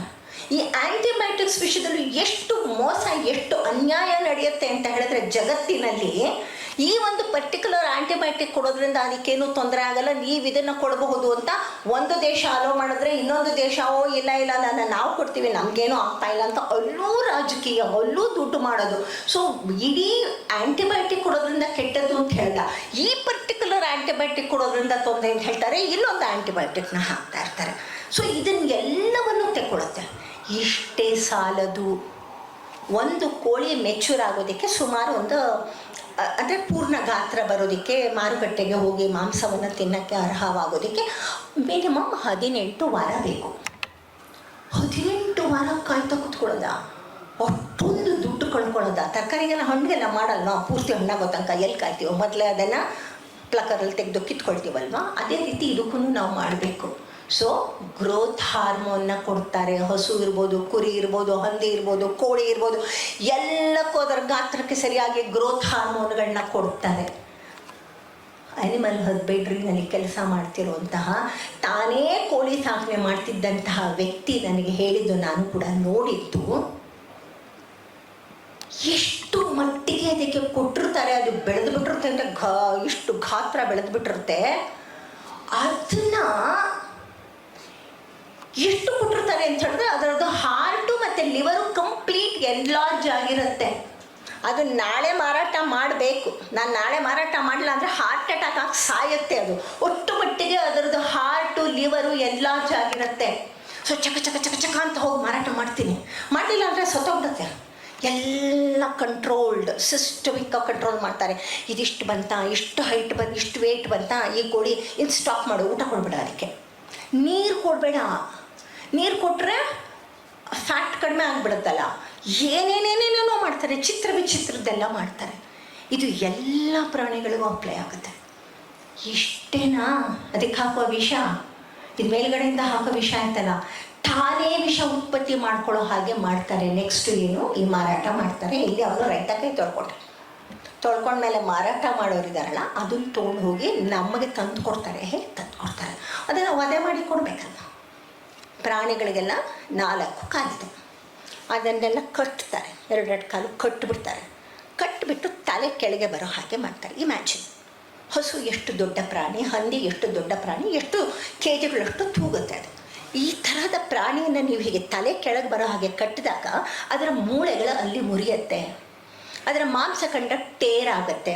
ಆ ನೋವಿಗೆ ಅದೇನು ಮಾಡುತ್ತೆ, ಒಳಗಡೆ ಆ ನೋವನ್ನು ತಡ್ಕೊಳ್ಳೋಕ್ಕೆ ಅದು ವಿಷವನ್ನು, ಫ್ರೀ ರ್ಯಾಡಿಕಲ್ಸ್ನ, ಅದು ವಿಷ ಉತ್ಪತ್ತಿ ಮಾಡ್ತಾ ಇದೆ. ತನ್ನ ದೇಹದ ಒಳಗಡೆ ವಿಷವನ್ನು ಅದೇ ಉತ್ಪತ್ತಿ ಮಾಡ್ತಿದೆ. ಅಷ್ಟೇ ಸಾಲದು, ಅದನ್ನು 4 ಕಾಲು ಕಟ್ಟಿ ಹೀಗೆ ಕೆಳಗೆ ತರ್ತಾರಲ್ಲ, ಸ್ಟನ್ನಿಂಗ್ ಅಂತ. ಅದು ಇಡೀ ಪ್ರಪಂಚದಲ್ಲಿ ಭಾರತೀಯ ವಿಧಾನದ, ಸನಾತನ ವಿಧಾನದ, ಜಟ್ಕಾ ವಿಧಾನದಲ್ಲಿ ಇಲ್ಲ. 99 ಭಾಗದ ನಾವು ಏನು ಮಾಂಸ ತಿಂತಿದ್ದೀವಿ ಅದು ಹಲಾಲ್ ವಿಧಾನ, 99ಕ್ಕೂ ಜಾಸ್ತಿ ವಿಧಾನ ಹಲಾಲ್ ವಿಧಾನದಲ್ಲಿ ಬರುತ್ತೆ. ಈ ಹಲಾಲ್ ವಿಧಾನದಲ್ಲಿ ಇಡೀ ಜಗತ್ತಲ್ಲಿ ಅದನ್ನು ಫಾಲೋ ಮಾಡ್ತಿದ್ದಾರೆ. ಅದ್ರ ಬಗ್ಗೆ ಸಾಕಷ್ಟು ಹಿಂದೂ ಜಾಗೃತಿ ಸಂಸ್ಕರಣೆಗಳು ಅವರಿವರೆಲ್ಲ ಸಾಕಷ್ಟು ಚರ್ಚೆ ಮಾಡ್ತಿದ್ದಾರೆ. ಅದನ್ನು ಆರ್ಥಿಕ ವಿಷಯ ಅದು ಯಾವುದೋ ನಾನು ಮಾತಾಡ್ತಾ ಇಲ್ಲ. ನಾನು ಮಾತಾಡ್ತಾ ಇರೋದು ಇಷ್ಟೇ, ಈ ತಲೆ ಕೆಳಗೆ ಬರುತ್ತಲ್ಲ, ಅದು ಹೀಗೆ ಕನ್ವೇಯರ್ ಬೆಲ್ಟಲ್ಲಿ ಬರ್ತಾ ಇರುತ್ತೆ. ಅಲ್ಲಿ ಒಂದು ದೊಡ್ಡ ತೊಟ್ಟಿ, ಆ ತೊಟ್ಟಿ ಒಳಗೆ ನೀರು, ಈ ತಲೆ ಆ ನೀರೊಳಗಡೆ ಹೋಗುತ್ತೆ. ಆ ನೀರಿಗೆ ಎಲೆಕ್ಟ್ರಿಕ್ ಶಾಕ್ ಬಿಟ್ಟಿರ್ತಾರೆ, ಕರೆಂಟ್ ಪಾಸ್ ಆಗ್ತಾ ಇರುತ್ತೆ ಆ ನೀರಲ್ಲಿ. ಆ ಪ್ರಾಣಿ ತನ್ನ ತಲೆಯನ್ನು ಇಟ್ಟದಕ್ಕೆ ಶಾಕ್ ಹೊಡೆಯುತ್ತೆ, ಎಲೆಕ್ಟ್ರಿಕಲ್ ಶಾಕ್ ಆಗುತ್ತೆ ಆ ಪ್ರಾಣಿಗೆ. ಯಾತಕ್ಕೆ ಹಾಗೆ ಮಾಡ್ತಾ ಇದ್ದಾರೆ ಅಂತ ಹೇಳಿದ್ರೆ, ಕಟುಕನಿಗೆ ಕೂಡ ಅದನ್ನು ಕತ್ತರಿಸುವಾಗ ಅದು ಕಿರಿಚಿಕೊಳ್ಳೋದನ್ನು ನೋಡೋಕ್ಕೆ ಆಗೋದಿಲ್ಲ, ಕಟುಕನಿಗೂ ನೋಡೋಕ್ಕಾಗಲ್ಲ, ತನಗೂ ನೋಡೋಕ್ಕಾಗೋದಿಲ್ಲ ಅಂತ ಹೇಳಿ ಇಂಟರ್ನ್ಯಾಷನಲ್ ಸಂಸ್ಥೆಗಳು ಇದನ್ನು ಸ್ಟನ್ನಿಂಗ್ ಅನ್ನೋದನ್ನು ಅಪ್ರೂವ್ ಮಾಡಿದ್ದಾರೆ. ಅಂದರೆ ಎಲೆಕ್ಟ್ರಿಕ್ ಶಾಕ್ ತಗೊಳುತ್ತೆ, ಬ್ರೈನ್ ಡೆಡ್ ಆಗುತ್ತೆ. ಬ್ರೈನ್ ಮಾತ್ರ ಡೆಡ್ ಆಗಿದೆ, ಬೇರೆ ಅಂಗಗಳು ಅಲ್ಲಿ ಡೆಡ್ ಆಗಿಲ್ಲ. ಅಲ್ಲಿ ಘರ್ಷಣೆ ನಡೆಯುತ್ತೆ. ಯಾಕಂದರೆ ದಿವಸ ಇಲ್ಲ ಅಂಗಗಳಿಗೂ ಬ್ರೈನಿಂದ ಇನ್ಫಾರ್ಮೇಷನ್ ಮೆಸೇಜ್ ಬರ್ತಾ ಇರಬೇಕು, ಅದು ಮೆಸೇಜ್ ಬರ್ತಾ ಇಲ್ಲ. ಅಲ್ಲಿ ಘರ್ಷಣೆ ಶುರು ಆಗುತ್ತೆ. ಘರ್ಷಣೆ ಶುರುವಾಗಿ ಹೆಚ್ಚು ಹೆಚ್ಚು ವಿಷವನ್ನು ಒಳಗಡೆ ಉತ್ಪತ್ತಿ ಮಾಡ್ತಾ ಇದೆ. ಅದು ಹೀಗೆ ಉತ್ಪತ್ತಿ ಆಗ್ತಾ ಇದೆ. ಅದೇ ತಕ್ಷಣ ವಧೆಗೆ ಹೋಗುತ್ತಾ? ಕನ್ವೇಯರ್ ಬೆಲ್ಟಲ್ಲಿ ಅಲ್ಲಿಂದ ಬರುತ್ತೆ. ರಿಸರ್ವ್ ಬ್ಯಾಂಕಿಂದ ಇಲ್ಲಿ ತನಕ ಬರಬೇಕಲ್ಲ, ಅದು ಎಷ್ಟೋ ಸಮಯ ಆಗುತ್ತೆ. ಎಷ್ಟು ಸಮಯ ಆಗುತ್ತೆ ನಮಗೆ ಗೊತ್ತಿಲ್ಲ. ಆ ಸಮಯದಲ್ಲಿ ಎಷ್ಟು ವಿಷವನ್ನು ಉತ್ಪತ್ತಿ ಮಾಡುತ್ತೆ. ಎಷ್ಟೋ ಸತಿ ದೊಡ್ಡ ದೊಡ್ಡ ಪ್ರಾಣಿಗಳಿಗೆ ಮಧ್ಯ ಕಾನ್ಷಿಯಸ್ ಬರುತ್ತೆ. ಅದು ತಿರ್ಗಾ ಹೊಡಿತಾರೆ ಹಾಕೊಂಡು ಹೊಡೆದು. ದಯವಿಟ್ಟು ನಾನು ಅದನ್ನು ಮಾತ್ರ ನೋಡಿಲ್ಲ, ನೀವು ಕೇಳಬೇಡಿ ನೀವು ನೋಡಿದ್ರ ಅಂತ. ಇಲ್ಲ, ನಾನು ನೋಡಿಲ್ಲ, ಮಾಡೋರ ಬಾಯಿಂದ ಪ್ರತ್ಯಕ್ಷವಾಗಿ ಕೇಳಿದ್ದೀನಿ. ನಾನು ಹೋಗಿ ಅವ್ರುಗಳನ್ನೆಲ್ಲ ಮಾತಾಡಿಸಿ ಕೇಳ್ಕೊಂಡು ಬರ್ತೀನಿ. ನಾನು ಅದನ್ನು ಮಾತ್ರ ನನಗೆ ನೋಡೋಷ್ಟು ದಾಷ್ಟ್ಯ ನನಗಿಲ್ಲ. ಅದು ಕಿರ್ಚತನ. ಅವಾಗ ತಿರ್ಗಾ ಹೊಡಿತಾರೆ. ಹೊಡೆದ್ಬಿಟ್ಟು ಹಸುದೆ ನಾನು ಹೇಳ್ತೀನಿ, ನಿಲ್ಲಿಸ್ತಾರೆ ಹಸುನ ಹೀಗೆ ದೊಡ್ಡವಾದ ಸ್ಥಾನದಲ್ಲಿ. ಜುಗುಲಾರ್ ವೇನ, ಕ್ಯಾರೋಟಾಯ್ಡ್ ಆರ್ಟರೀಸ್ನ ಕಟ್ ಮಾಡ್ತಾರೆ. ಅದು ಬ್ಲೀಡ್ ಆಗುತ್ತೆ. ಯಾಕೆ ಒಂದೇ ಸತಿ ನಮ್ಮ ಜಟ್ಕಾ ರೀತಿಯಲ್ಲಿ ಕಟ್ ಮಾಡಿ ಎಸಿಬಾರ್ದು ಅದನ್ನು? ಇಲ್ಲ, ಮಾಡಲ್ಲ. ಯಾಕೆ ಅಂದರೆ ರಕ್ತಕ್ಕೆ ತುಂಬ ಒಳ್ಳೆ ಬೆಲೆ ಇದೆ. ಇದು ಬೈ ಪ್ರಾಡಕ್ಟು ರಕ್ತ.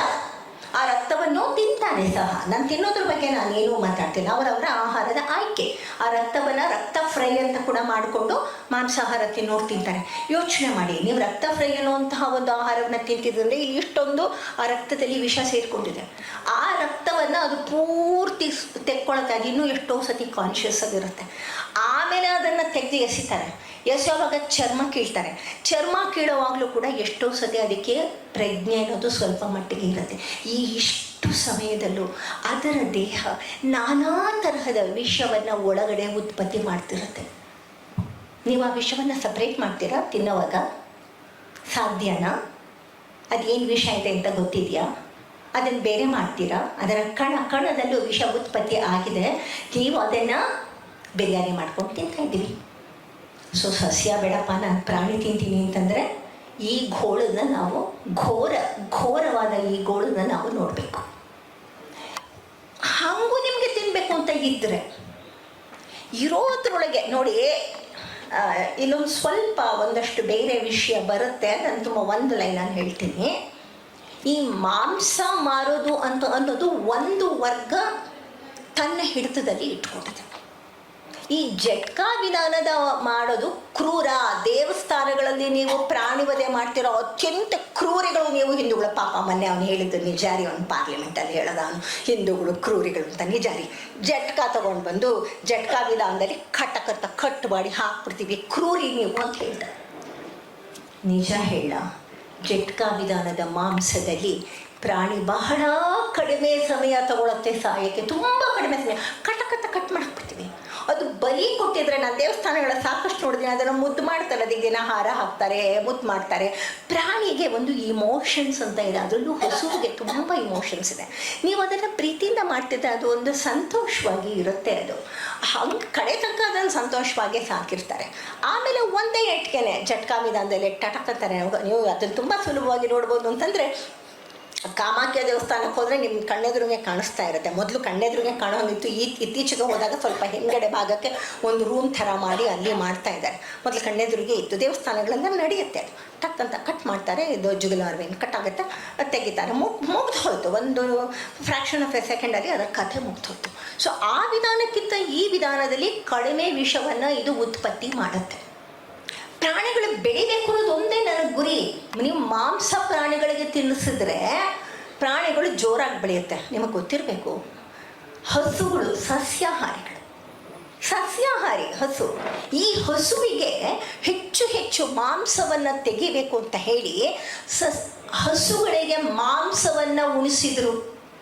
ಸಾವಿರಾರು ಹಸುಗಳಿಗೆ ಇಂಗ್ಲೆಂಡಲ್ಲಿ ಮಾಂಸ ಉಳಿಸಿದ್ರು. ನಾವು ಹೆಚ್ಚು ಮಾಂಸವನ್ನು ಮಾರಾಟ ಮಾಡ್ಬೋದು ಅಂತ. ಏನಾಯಿತು ಗೊತ್ತಾಗಲಿಕ್ಕೆ, ಮ್ಯಾಡ್ ಕೌ ಡಿಸೀಸ್ ಅಂತ ಅವರೇ ಹೆಸರಿಟ್ಟರು.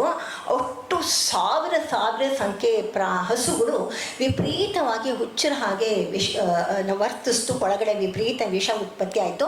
ಅದನ್ನು ತಿನ್ನೋಕ್ಕಾಗೋದಿಲ್ಲ ಅಂತ ನಿರ್ಧಾರ ಮಾಡಿ ಒಂದು ದೊಡ್ಡ ಹುಂಡಿ ಮಾಡಿ ಆ ಸಾವಿರಾರು ಹಸುಗಳನ್ನ ಅಲ್ಲಿ ಹಾಕಿ ಗುಂಡಿಕ್ಕಿ ಕೊಂದರು.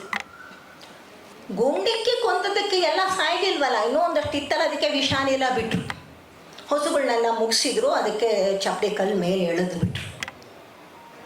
ಹಸುಗೆ ಮಾಂಸ ತಿನ್ನಿಸಿದ್ರಿಂದ, ಅಂದರೆ ನಮಗೆ ಸಹಜವಲ್ಲದ ಏನನ್ನೇ ನಾವು ಕೊಟ್ಟರೂ ಕೂಡ ಅದು ನಮ್ಮ ದೇಹ ಹೀಗೆ ವ್ಯತಿರಿಕ್ತವಾಗಿ ಆಗತ್ತೆ ಅಂತ ಒಂದು ಉದಾಹರಣೆ ಕೊಟ್ಟೆ. ಇದೆಲ್ಲ ನಡೀತಾ ಇರೋದು ನಮ್ಮ ಕಣ್ಣು ಮುಂದೆ. ಸೊ ಹಸು ಹಾಗೆ ಪ್ರತಿಕ್ರಿಯೆ ತೋರಿಸ್ತು, ಅದನ್ನು ಸಾಯಿಸಿದ್ರು. ಈ ಎಲ್ಲ ರೀತಿಯಲ್ಲೂ ಇದನ್ನು ಮಾಡ್ಕೊಂಡು ಬರ್ತಾಯಿದ್ದೀವಿ. ಈಗ ನಿಮ್ಗೆ ಅನಿಸುತ್ತಾ? ಒಂದು ಸ್ವಲ್ಪ ಅನ್ಸಲ್ವ? ನನ್ನ ಕೈಯಲ್ಲಿ ಎಷ್ಟು ಆಗುತ್ತೋ ಅಷ್ಟು ಮಟ್ಟಿಗೆ ನಾನು ವಿಷವನ್ನು ಹಾಕೋದನ್ನು ಕಡಿಮೆ ಮಾಡ್ತೀನಿ ಅಂತ ನಾವು ಯಾಕೆ ಯೋಚನೆ ಮಾಡಬಾರ್ದು? ಇದು ಇಷ್ಟೇ ಅಲ್ಲ, ಆಹಾರಕ್ಕೂ ಮನಸ್ಸಿಗೂ ಸಂಬಂಧ ಇದೆ ಅಂತ ಅನ್ನೋದು ಜಗತ್ತಿನ ಯಾವ ವಿಜ್ಞಾನವನ್ನು, ಈ 21ನೇ ಶತಮಾನದಲ್ಲಿ ನೀವು ಯಾವ ವಿಜ್ಞಾನವನ್ನೇ ತೆಗೆದುಕೊಂಡ್ರೂ ಮನಸ್ಸಿಗೂ ಆಹಾರಕ್ಕೂ ಇರುವ ಸಂಬಂಧದ ಬಗ್ಗೆ ಹೇಳಿದ್ದು ಭಾರತೀಯ ಪುರಾತನ ಶಾಸ್ತ್ರಗಳು. ಎಲ್ಲ ನಮ್ಮ ಧರ್ಮಶಾಸ್ತ್ರಗಳಲ್ಲಿ ಇದೆ.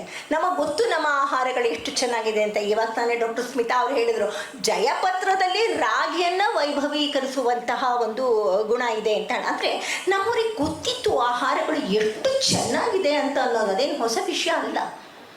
ಹೀಗೆ ನಾವು ಆಹಾರಗಳನ್ನ ಚೆನ್ನಾಗಿದೆ ಅಂತ ಯಾಕೆ ಹೇಳ್ತೀವಿ? ಅದು ನಮ್ಮ ದೇಹಕ್ಕೆ ಮನಸ್ಸಿಗೆ ಹಿತವಾಗಿತ್ತು. ಅಡಿಗೆ ಮಾಡೋರು ಖುಷಿಯಾಗಿ ಅಡುಗೆ ಮಾಡಿದರೆ ಮನೆಯವರಿಗೆ ಕೂಡ ಆರೋಗ್ಯ ಹೆಚ್ಚುತ್ತೆ. ಇದಕ್ಕೊಂದು ಸಣ್ಣದೊಂದು ಕತೆ ಹೇಳಿಬಿಟ್ಟು ನಾನು ಮುಗಿಸ್ತೆ, ಯಾಕಂದರೆ ಭಾಳ ದೊಡ್ಡ ವಿಷಯ ತೊಗೊಂಡಿರೋದು ಇವತ್ತು. ನಿಮಗೆಲ್ರಿಗೂ ಗೊತ್ತಿರಬೇಕು, ಭಾಗವತದಲ್ಲಿ ಈ ಕತೆ ಬರುತ್ತೆ. ಒಬ್ಬ ಬ್ರಾಹ್ಮಣ ಹೋಗ್ತಾನೆ, ಎಲ್ರಿಗೂ ವೇದಾಭ್ಯಾಸಗಳನ್ನ ಹಳ್ಳಿಗಳಲ್ಲೂ ಹೇಳ್ಕೊಂಡು ಬರ್ತಾನೆ. ಇಂಥವ್ರಿಗೆ ಹೇಳಬೇಕು ಅಂತಿರಲಿಲ್ಲ. ಯಾರ್ಯಾರಿಗೆ ವೇದಾಭ್ಯಾಸ ಕಲಿಯೋಕೆ ಆಸಕ್ತಿ ಇದೆಯೋ ಅವ್ರಿಗೆಲ್ರಿಗೂ ಹೋಗಿ ಅವ್ನು ವೇದ ಹೇಳ್ಕೊಂಡು ವಾಪಸ್ ಬರ್ತಾ ಇರ್ತಾನೆ. ಕತ್ಲಾಗ್ಬಿಡುತ್ತೆ, ಮನೆಗೆ ಹೋಗೋಕ್ಕಾಗಲ್ಲ. ದಾರಿನಲ್ಲಿ ಬರ್ತಾ ಇರ್ಬೇಕಾದ್ರೆ ಅಲ್ಲಿ ಒಂದು ಮನೆ ತುಳಸಿ ಕಟ್ಟೆ ಮುಂದೆ ದೀಪ ಹಚ್ಚಿರ್ತಾರೆ. ಅವ್ನು ಅನ್ಕೋತಾನೆ, ಓಕೆ ಸಾತ್ವಿಕ ಮನೆ, ಇಲ್ಲಿಗೆ ಹೋಗೋಣ ಅಂತ ಹೇಳಿ ಒಳಗೆ ಹೋಗ್ತಾನೆ. ಅವ್ರು ತುಂಬ ಸಂತೋಷದಿಂದ ಅತಿಥಿ ಬಂದಿದ್ದಾನೆ ಅಂತ ಹೇಳಿ ಬನ್ನಿ ಅಂತ ಉಪಚಾರ ಮಾಡ್ತಾರೆ. ಆಮೇಲೆ ಚೆನ್ನಾಗಿ ಒಂದಷ್ಟು ಸಮಯ ಆದಮೇಲೆ ಬಿಸಿಯಾಗಿ ಅಡುಗೆ ಮಾಡ್ತಾರೆ, ಊಟ ಕೊಡ್ತಾರೆ. ತುಂಬ ರುಚಿಯಾಗಿರುತ್ತೆ ಊಟ. ಆಮೇಲೆ ಊಟ ಆದಮೇಲೆ ಒಂದು ದೊಡ್ಡ ಲೋಟ ತುಂಬ ಹಾಲು ಕೊಡ್ತಾರೆ. ಅದುವರ ತನಕ ಆ ಅತಿಥಿ ಅಷ್ಟು ಚೆನ್ನಾಗಿರೋ ಹಾಲು ಕುಡ್ದಿರೋದಿಲ್ಲ. ಆ ಹಾಲು ತುಂಬ ಸಿಹಿ ಇರುತ್ತೆ. ಅದನ್ನು ಕುಡಿದ್ಬಿಟ್ಟು ಮಲ್ಕೊಂಡ್ರೆ ಮಧ್ಯರಾತ್ರಿನಲ್ಲಿ ಅವನಿಗೆ ಎಚ್ಚರ ಆಗೋಗುತ್ತೆ. ಎಚ್ಚರ ಆಗ್ಬಿಟ್ಟು ಏನು ಮಾಡ್ತಾನೆ ಗೊತ್ತಾ? ಅರೆ, ಇಷ್ಟು ಚೆನ್ನಾಗಿರೋ ಹಸು ಇವನಿಗೆ ಯಾಕಿರಬೇಕು, ನಾನು ತೊಗೊಂಡು ಹೋಗ್ಬಿಡ್ತೀನಿ ಅಂತ ಕದೀತಾನೆ. ಹೋಗ್ಬಿಟ್ಟು ಕೊಟ್ಟಿಗೆಗೆ ಹೋಗ್ಬಿಟ್ಟು ಹಸುನ ಬಿಚ್ಕೊಂಡು ಹೊಡ್ಕೊಂಡು ತನ್ನೂರಿಗೆ ರಾತ್ರಿನೂ ಹೊರಡ್ತಾನೆ. ಮಾರನೇ ದಿವಸ ಬೆಳಗ್ಗೆ ಯಜಮಾನ ಎದ್ದೇಳಿ ನೋಡ್ತಾನೆ, ಪಾಪ ಹಾಲು ಕೊಡೋಣ ಎದ್ದಿದ್ದಾರಲ್ಲ ಅಂತ ನೋಡ್ತಾನೆ. ಅವ್ರು ಕಾಣಿಸಲ್ಲ. ಓಕೆ, ಏನೋ ಹೋಗಿರಬೇಕು ಆಚೆ ಕಡೆ, ತನ್ನ ಕೆಲಸಗಳನ್ನ ನಿತ್ಯ ಕರ್ಮಗಳನ್ನ ಮುಗಿಸೋಕೆ ಹೋಗಿರಬೇಕು ಅಂತ ಅಂದ್ಕೊಳ್ತಾನೆ. ಬರೋದಿಲ್ಲ. ಕೊಟ್ಟಿಗೆಗೆ ಹೋಗಿ ನೋಡ್ತಾರೆ, ಕರು ಒಂದೇ ಇದೆ, ಹಸು ಇಲ್ಲ. ಆವಾಗ ಅವ್ರಿಗೆ ಗೊತ್ತಾಗುತ್ತೆ, ಓಹೋ, ಈ ಅತಿಥಿ ಇದನ್ನು ಹೊಡ್ಕೊಂಡು ಹೊಟ್ಟೋಗ್ಬಿಟ್ಟಿದ್ದಾರೆ. ತುಂಬ ಬೇಜಾರಾಗುತ್ತೆ. ಛೇ, ಈ ಅತಿಥಿಗೆ ನಾನು ಕರು ಸಮೇತ ಹಸುವನ್ನು ದಾನ ಮಾಡಬೇಕು ಅಂತ ಇದ್ದೆ. ಪಾಪ ಬರೀ ಹಸುನೇ ತೊಗೊಂಡು ಹೋಗ್ಬಿಟ್ರಲ್ಲ, ನಡಿ ನಾನು ಕರುವನ್ನು ತೊಗೊಂಡು ಹೋಗಿ ಅವರಿಗೆ ದಾನ ಮಾಡ್ತೀನಿ ಅಂತ ಇವ್ರೇನು ಮಾಡ್ತಾರೆ, ಕರುವನ್ನು ಬಿಚ್ಕೊಂಡು ಅವನ ಊರ ಕಡೆಗೆ ಹೋಗ್ತಾರೆ. ಅವನು ಬೆಳಗ್ಗೆ ಹೇಳ್ತಾನೆ, ಎದ್ದು ಸ್ನಾನ ಸಂಧ್ಯಾ ವಂದನೆ ಮಾಡ್ತಾನೆ. ಅವನಿಗನ್ಸುತ್ತೆ, ನನ್ನ ಜೀವಮಾನದಲ್ಲಿ ನಾನು ಯಾವತ್ತೂ ಇಂಥ ಕಳ್ತನ ಮಾಡಿರಲಿಲ್ಲ, ನನಗೇನಾಯಿತು, ನಾನು ಯಾಕೆ ಕಳ್ತನ ಮಾಡಿದೆ? ತುಂಬ ಬೇಜಾರಾಗುತ್ತೆ. ಏನೋ ವಾಪಸ್ ಕೊಟ್ಬಿಡ್ತೀನಿ ಹಸುನ ಅಂತ ಅವ್ನು ಹಸುನ ಕರ್ಕೊಂಡು ಈ ಕಡೆ ಬರ್ತಾನೆ. ಇವ್ನು ಕರುನ ಹಸು ಸಮೇತ ದಾನ ಮಾಡೋಣ ಅಂತ ಬರ್ತಾನೆ. ಇಬ್ಬರು ಅಲ್ಲಿ ಮೀಟ್ ಆಗ್ತಾರೆ. ಸರಿ, ಆಮೇಲಿಂದ ಅತಿಥಿನ ತಿರ್ಗಾ ತನ್ನ ಮನೆಗೆ ಕರ್ಕೊಂಡು ಹೋಗ್ತಾನೆ.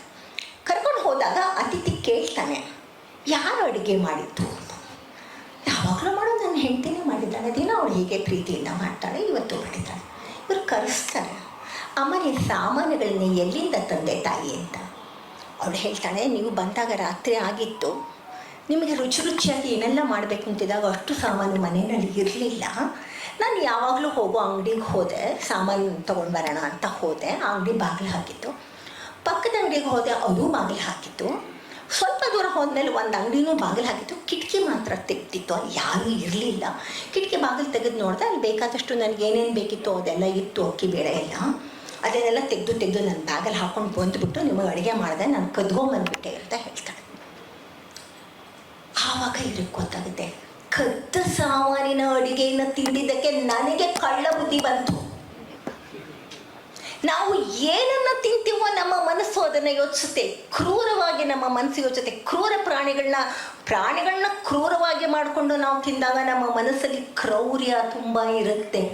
ಅದನ್ನೇ ಭಗವದ್ಗೀತೆಯಲ್ಲಿ ಬಹಳ ಸ್ಪಷ್ಟವಾಗಿ ಆಹಾರ ಮತ್ತು ಮನಸ್ಸು, ಭಗವದ್ಗೀತೆಗಿಂತ ಇನ್ನೂ ಹಿಂದೆ ನಾವು ಹೋಗೋಣ, ವೇದಗಳ ಕಾಲದಿಂದ ಪುರಾಣಗಳ ಕಾಲದಿಂದ ಎಲ್ಲ ಕಾಲದಲ್ಲೂ ಮನಸ್ಸಿಗೂ ಆಹಾರಕ್ಕೂ ಇರುವ ಸಂಬಂಧವನ್ನು ಬಹಳ ಸ್ಪಷ್ಟವಾಗಿ ಹೇಳಿರೋದು ಭಾರತೀಯ ಸನಾತನ ಹಿಂದೂ ಧರ್ಮ ಮಾತ್ರ. ಈ ವಿಜ್ಞಾನವನ್ನು ಅಷ್ಟು ಚೆನ್ನಾಗಿ ಬೆಳೆಸ್ಕೊಂಡು ಬಂದಿದೆ, ಅಷ್ಟು ಚೆನ್ನಾಗಿ ಹೇಳಿದೆ ಭಗವದ್ಗೀತೆಯಲ್ಲಿ. ಅದು ಸಿಂಪ್ಲಿಫೈ ಮಾಡಿ ಹೇಳ್ತಾರೆ. ತಾಮಸ ಗುಣಗಳಿರುವ ಆಹಾರಗಳನ್ನು ನಾವೆಲ್ಲ ತುಂಬ ತಿಂತಿದ್ದೀವಿ, ಕಾಯಿಲೆ ಬರುತ್ತೆ. ನೀವು ಯಾವ್ದಾದ್ರು ಆಸ್ಪತ್ರೆಗೆ ಹೋಗಿ ನನ್ನ ಪೇಷಂಟಲ್ಲಿ ಕೆಲವರೆಲ್ಲ ಬರ್ತಾರೆ, ಬೆಳಗ್ಗೆ ತಿಂಡಿಗೂ ಮಾಂಸ, ಮಧ್ಯಾಹ್ನನೂ ಮಾಂಸ, ರಾತ್ರಿನೂ ಮಾಂಸ. ನಾನು ತಮಾಷೆ ಮಾಡ್ತೀನಿ, ಏನ್ರಿ ಉಪ್ಪಿಟ್ಕೋ ಮಾಂಸ ಹಾಕೋತೀರಾ ಅಂತ. ಹ್ಞೂ ಮೇಡಮ್, ಕೆಲವು ಸತಿ ಹಾಕೋತೀವಿ, ಇಲ್ಲಿರೋ ನಮ್ಮ ಯಜಮಾನ್ರು ಬೈತಾರೆ, ಉಪ್ಪಿಟ್ಕೋ ಮಾಂಸ ಹಾಕ್ತೀವಿ. ನಾವು ತರಕಾರಿ ಕ್ಯಾರೆಟ್ ಹೆಚ್ಚಾಗ್ತಾನೆ ಅವ್ರು ಮಾಂಸ ಹೆಚ್ಚಾಗ್ಬಿಡ್ತಾರೆ. ಇಷ್ಟೊಂದು ಮಾಂಸ ತಿನ್ನೋರನ್ನ ನೀವು ನೋಡಿ ಆಸ್ಪತ್ರೆಯಲ್ಲಿ ಅವರೇ ಮೆಜಾರಿಟಿ, ಅವರುಗಳೇ ಅಲ್ಲಿ ಮೆಜಾರಿಟಿ. ಆಸ್ಪತ್ರೆಗಳಲ್ಲಿ ಎಲ್ಲ ಆಸ್ಪತ್ರೆಯಲ್ಲೂ ಅವರೇ ಇರ್ತಾರೆ, ಯಾಕಂದರೆ ಅಷ್ಟೊಟ್ಟು ಮಾಂಸ ತಿಂತಾರೆ. ಹೀಗೆ ಆಹಾರವನ್ನು ತಿನ್ನೋದ್ರಿಂದ ಕಾಯಿಲೆಗಳು ಬರುತ್ತೆ. ಮಾನಸಿಕವಾಗಿ ನಾವು ಯೋಚಿಸುವುದು ಕೂಡ ನಮ್ಮಲ್ಲಿ ಕ್ರೌರ್ಯ ಜಾಸ್ತಿ ಆಗುತ್ತೆ. ಈಗ ಅದೇ ಒಂದು ಹೇಳಿದ್ವಲ್ಲ ಉದಾಹರಣೆಗೆ, ಹೇಗೆ ಅವನು ಕಡ್ದ ಆಹಾರ ತಿಂದಿದ್ದಕ್ಕೆ ಅವನಿಗೂ ಕೂಡ ಕಳ್ತನದ ಬುದ್ಧಿ ಬಂತು ಅಂತ. ನಾವು ತಿನ್ನುವ ಆಹಾರ, ತಯಾರು ಮಾಡುವ ವ್ಯಕ್ತಿ, ಅವರ ಮನಸ್ಸು, ಅದನ್ನು ತಂದ ಆಹಾರ, ಇವು ಎಲ್ಲವೂ ನಮ್ಮನ್ನು ಇಡಿಯಾಗಿ ನಮ್ಮ ಚಿತ್ತ, ನಮ್ಮ ಬುದ್ಧಿ, ನಮ್ಮ ದೇಹ, ನಮ್ಮ ದೇಹದ ಅಂಗಾಂಗ ಟಿಶ್ಯೂಗಳು, ಜೀವಕೋಶಗಳು ಅಲ್ಲಿ ತನಕ ಅದು ಪ್ರಭಾವ ಬೀರುತ್ತೆ. ನಾವು ಹೇಳ್ತೀವಿ ಸಹನಾವವತ್ತು ಸಹನೋ ಭುನಕ್ತು ಸಹ ವೀರ್ಯಂಕರವಾವಹಿ ಅಂತ. ಇಂಥ ಆಹಾರಗಳನ್ನು ತಿಂತಿದ್ದಾಗ ನಮಗೆಲ್ಲರಿಗೂ ವೀರ್ಯವಂತರಾಗೋಣ, ನಾವೆಲ್ಲರೂ ತೇಜಸ್ವಿಯಿಂದ ಕೂಡೋಣ, ನಾವೆಲ್ಲರೂ ಏನ್ರಿ ಅರ್ಥ ಇದೆಯೇನ್ರಿ? ಶತಮಾನಗಳಿಂದ ಭಾರತೀಯ ಸಂಸ್ಕಾರ ಹೇಳ್ಕೊಂಬಂದ ಈ ಒಂದು ಮಾತನ್ನು ನಾವಿವತ್ತು ಉಲ್ಟಾ ಮಾಡಿ ಹಾಕ್ಬಿಡ್ತಾ ಇದ್ದೀವಿ. ಅನ್ನವನ್ನು ಬ್ರಹ್ಮ ಅಂತ ಹೇಳ್ತೀವಿ ನಾವು. ಭಗವದ್ಗೀತೆಯಲ್ಲಿ ಬೇಕಾದಷ್ಟು ಕಡೆ ಬರುತ್ತೆ ಇದು. ಭಗವದ್ಗೀತೆಯಲ್ಲಿ ಬರುತ್ತೆ, ಪುಣ್ಯ ಪುರಾಣಗಳಲ್ಲಿ ಬರುತ್ತೆ, ವಚನಕಾರರು ಬರೀತಾರೆ, ಎಲ್ಲರೂ ಬರೀತಾರೆ. ಅನ್ನ ಅಂದರೆ ಬ್ರಹ್ಮ ಅಂತ. ಅಂದರೆ ಅಲ್ಲಿ ಅನ್ನ ಅನ್ನೋದು ಬರೀ ಅನ್ನಕ್ಕೆ ಮಾತ್ರ ಅಲ್ಲ, ಅದಕ್ಕೆ ವಿಸ್ತಾರವಾದ ಅರ್ಥ ಇದೆ. ಬಟ್ ಅನ್ನವೂ ಕೂಡ ಉಂಟು, ನಾವೇನು ಸ್ವೀಕರಿಸ್ತೀವೋ ಅದು ಉಂಟು. ಅಲ್ಲಿ ಅನ್ನ ಅಂತ ಬರೋದು ಎಲ್ಲವೂ ಜ್ಞಾನಕ್ಕೆ ಕೂಡ ಅಲ್ಲಿ ಅದನ್ನೇ ಹೇಳ್ತಾರೆ. ಒಂದು ಈ ಅರ್ಥನೂ ಇದೆ. ಇದನ್ನು ನಾವು ಅಷ್ಟು ಒಂದು ಶ್ರೇಷ್ಠವಾಗಿದ್ದಂತಹ ಒಂದನ್ನ ಅಂತ ಹೇಳಿದಂತಹ ಈ ಒಂದು ಸಂಸ್ಕೃತಿ ಇವತ್ತಿನ ದಿವಸ ಏನಾಗಿ ಹೋಯಿತು, ನಮಗೆ ಬೆಳೆ. ಈ ಎಲ್ಲ ಆಹಾರದಲ್ಲೂ ನ್ಯೂಟ್ರಿಯೆಂಟ್ಸ್ ತುಂಬ ಕಡಿಮೆ ಇದೆ. 200-300 ಆಹಾರ ಅಂಶಗಳು ಇರಬೇಕು, ಅದು ಎಲ್ಲವೂ ಇಲ್ಲ ಇಲ್ಲಿ. ಹಾಗಾಗಿ ನಾನು ಇಷ್ಟಕ್ಕೆ ತಿಂದರೆ ನನಗೆ ಎಲ್ಲ ನ್ಯೂಟ್ರಿಯೆಂಟು ಸಿಗ್ತಿತ್ತು, ನನಗೆ ಇಷ್ಟಕ್ಕೆ ತಿನ್ನಬೇಕು. ಹಾಗಾಗಿ ನೀವು ಎಷ್ಟು ಬೆಳೆಸಿದ್ರು ನಮಗೆ ಸಾಲಲ್ಲ, ನಾವಿನ್ನೂ ಅಂಡರ್ ನರಿಷ್ಟಾಗೇ ಇರ್ತೀವಿ. ಅಂಡರ್ ನರಿಶ್ ಸ್ಟೇಟ್ಮೆಂಟು ಬಿಟ್ಬಿಡಿ, ಅದರ ಬಗ್ಗೆ ನಾನು ದೊಡ್ಡ ಲೇಖನವನ್ನು ಬರೆದಿದ್ದೆ, ವಿಡಿಯೋದಲ್ಲೂ ಕೊಟ್ಟಿದ್ದೀನಿ. ಅದರ ಹಿಂದೆ ಎಷ್ಟು ರಾಜಕೀಯ ಇದೆ, ಭಾರತೀಯರಿಗೆ ಯಾಕೆ 120 ಸ್ಥಾನಗಳಲ್ಲಿ ಭಾರತೀಯರದ್ದು ಅಪೌಷ್ಟಿಕತೆಗೆ 116ನೇ ತಾರೀಕು ಹಸುವಿಂದ ಸಫರ್ ಮಾಡ್ತಾ ಇದ್ದಾರೆ. ಅದೆಲ್ಲ ದೊಡ್ಡ ರಾಜಕೀಯ ಇದೆ. ಸುಮಾರು ಲೇಖನಗಳನ್ನ ಅದರ ಬಗ್ಗೆ ನಾನು ಬರೆದಿದ್ದೀನಿ.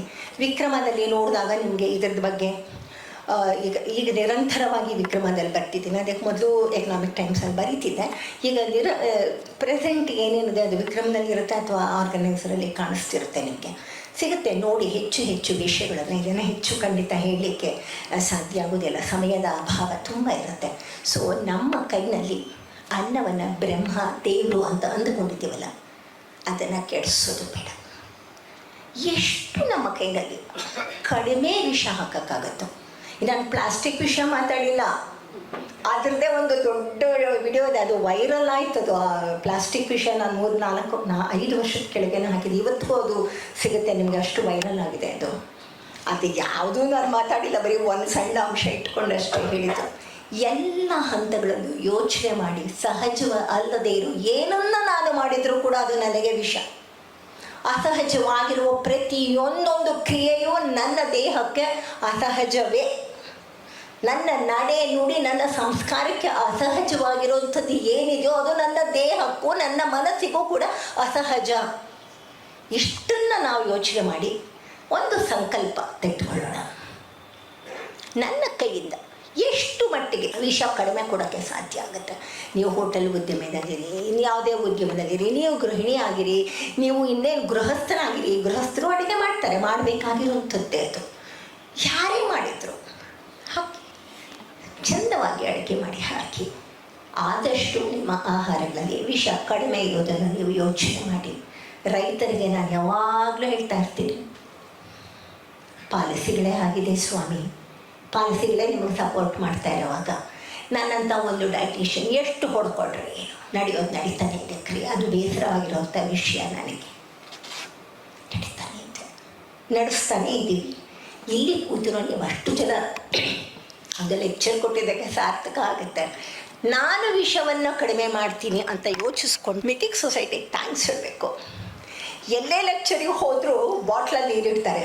ನಾನು ತಕ್ಷಣ ಹೇಳ್ಬಿಡ್ತೀನಿ, ಬೈ ಪ್ರಿನ್ಸಿಪಲ್ಸ್ ನಾನು ಬಾಟ್ಲ್ ನೀರು ಕುಡಿಯೋದಿಲ್ಲ, ನನಗೆ ಫಿಲ್ಟರ್ ನೀರು ಸ್ಟೀಲ್ ಲೋಟದಲ್ಲಿ ಇಡಿ ಅಂತ. ಅದು ಕೇಳಲ್ಲ, ನಾನೇ ಮನೆಯಿಂದ ತೊಗೊಂಡೋಗ್ತೀನಿ. ಇವತ್ತು ಹೊರಡುವಾಗ ನಮ್ಮ ಯಜಮಾನ ಹೇಳಿದ್ರು ನೀರು ತೊಗೊಂಡ್ಬರಲ್ಲ ಅಂತ.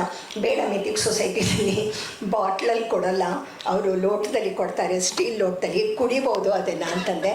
ಸ್ಟೀಲ್ ಲೋಟದಲ್ಲಿ ಫಿಲ್ಟರ್ ನೀರನ್ನು ಕೊಡಿ. ಲೆಕ್ಚರ್ಸಿಗೆ ಕರೀತಾರೆ, ದೊಡ್ಡ ದೊಡ್ಡ ಸಂಸ್ಥೆಗಳು ಕರೀತಾರೆ, ಇಸ್ರೋ ಇರ್ಬೋದು, DRDOನವ್ರು ಇರ್ಬೋದು, ಅವರೆಲ್ಲ ಕರೀತಾರೆ, ಬಾಟ್ಲ್ ನೀರು ಕೊಡ್ತಾರೆ. ನಾನು ಅದಕ್ಕೆ ತಕ್ಷಣ ನನ್ನ ಪರ್ಸಿಂದ ನೀರು ತೆಗೆದ್ಬಿಟ್ಟು ಮೇಲೆ ಇಟ್ಕೊಂಡು ನಾನು ಕುಡ್ಕೋತೀನಿ. ಅಲ್ಲಿಂದ ಎಷ್ಟೆಷ್ಟು ನಾವು ವಿಷವನ್ನು ಕಡಿಮೆ ಮಾಡೋಕ್ಕೆ ಸಾಧ್ಯನೋ ಮಾಡೋಣ.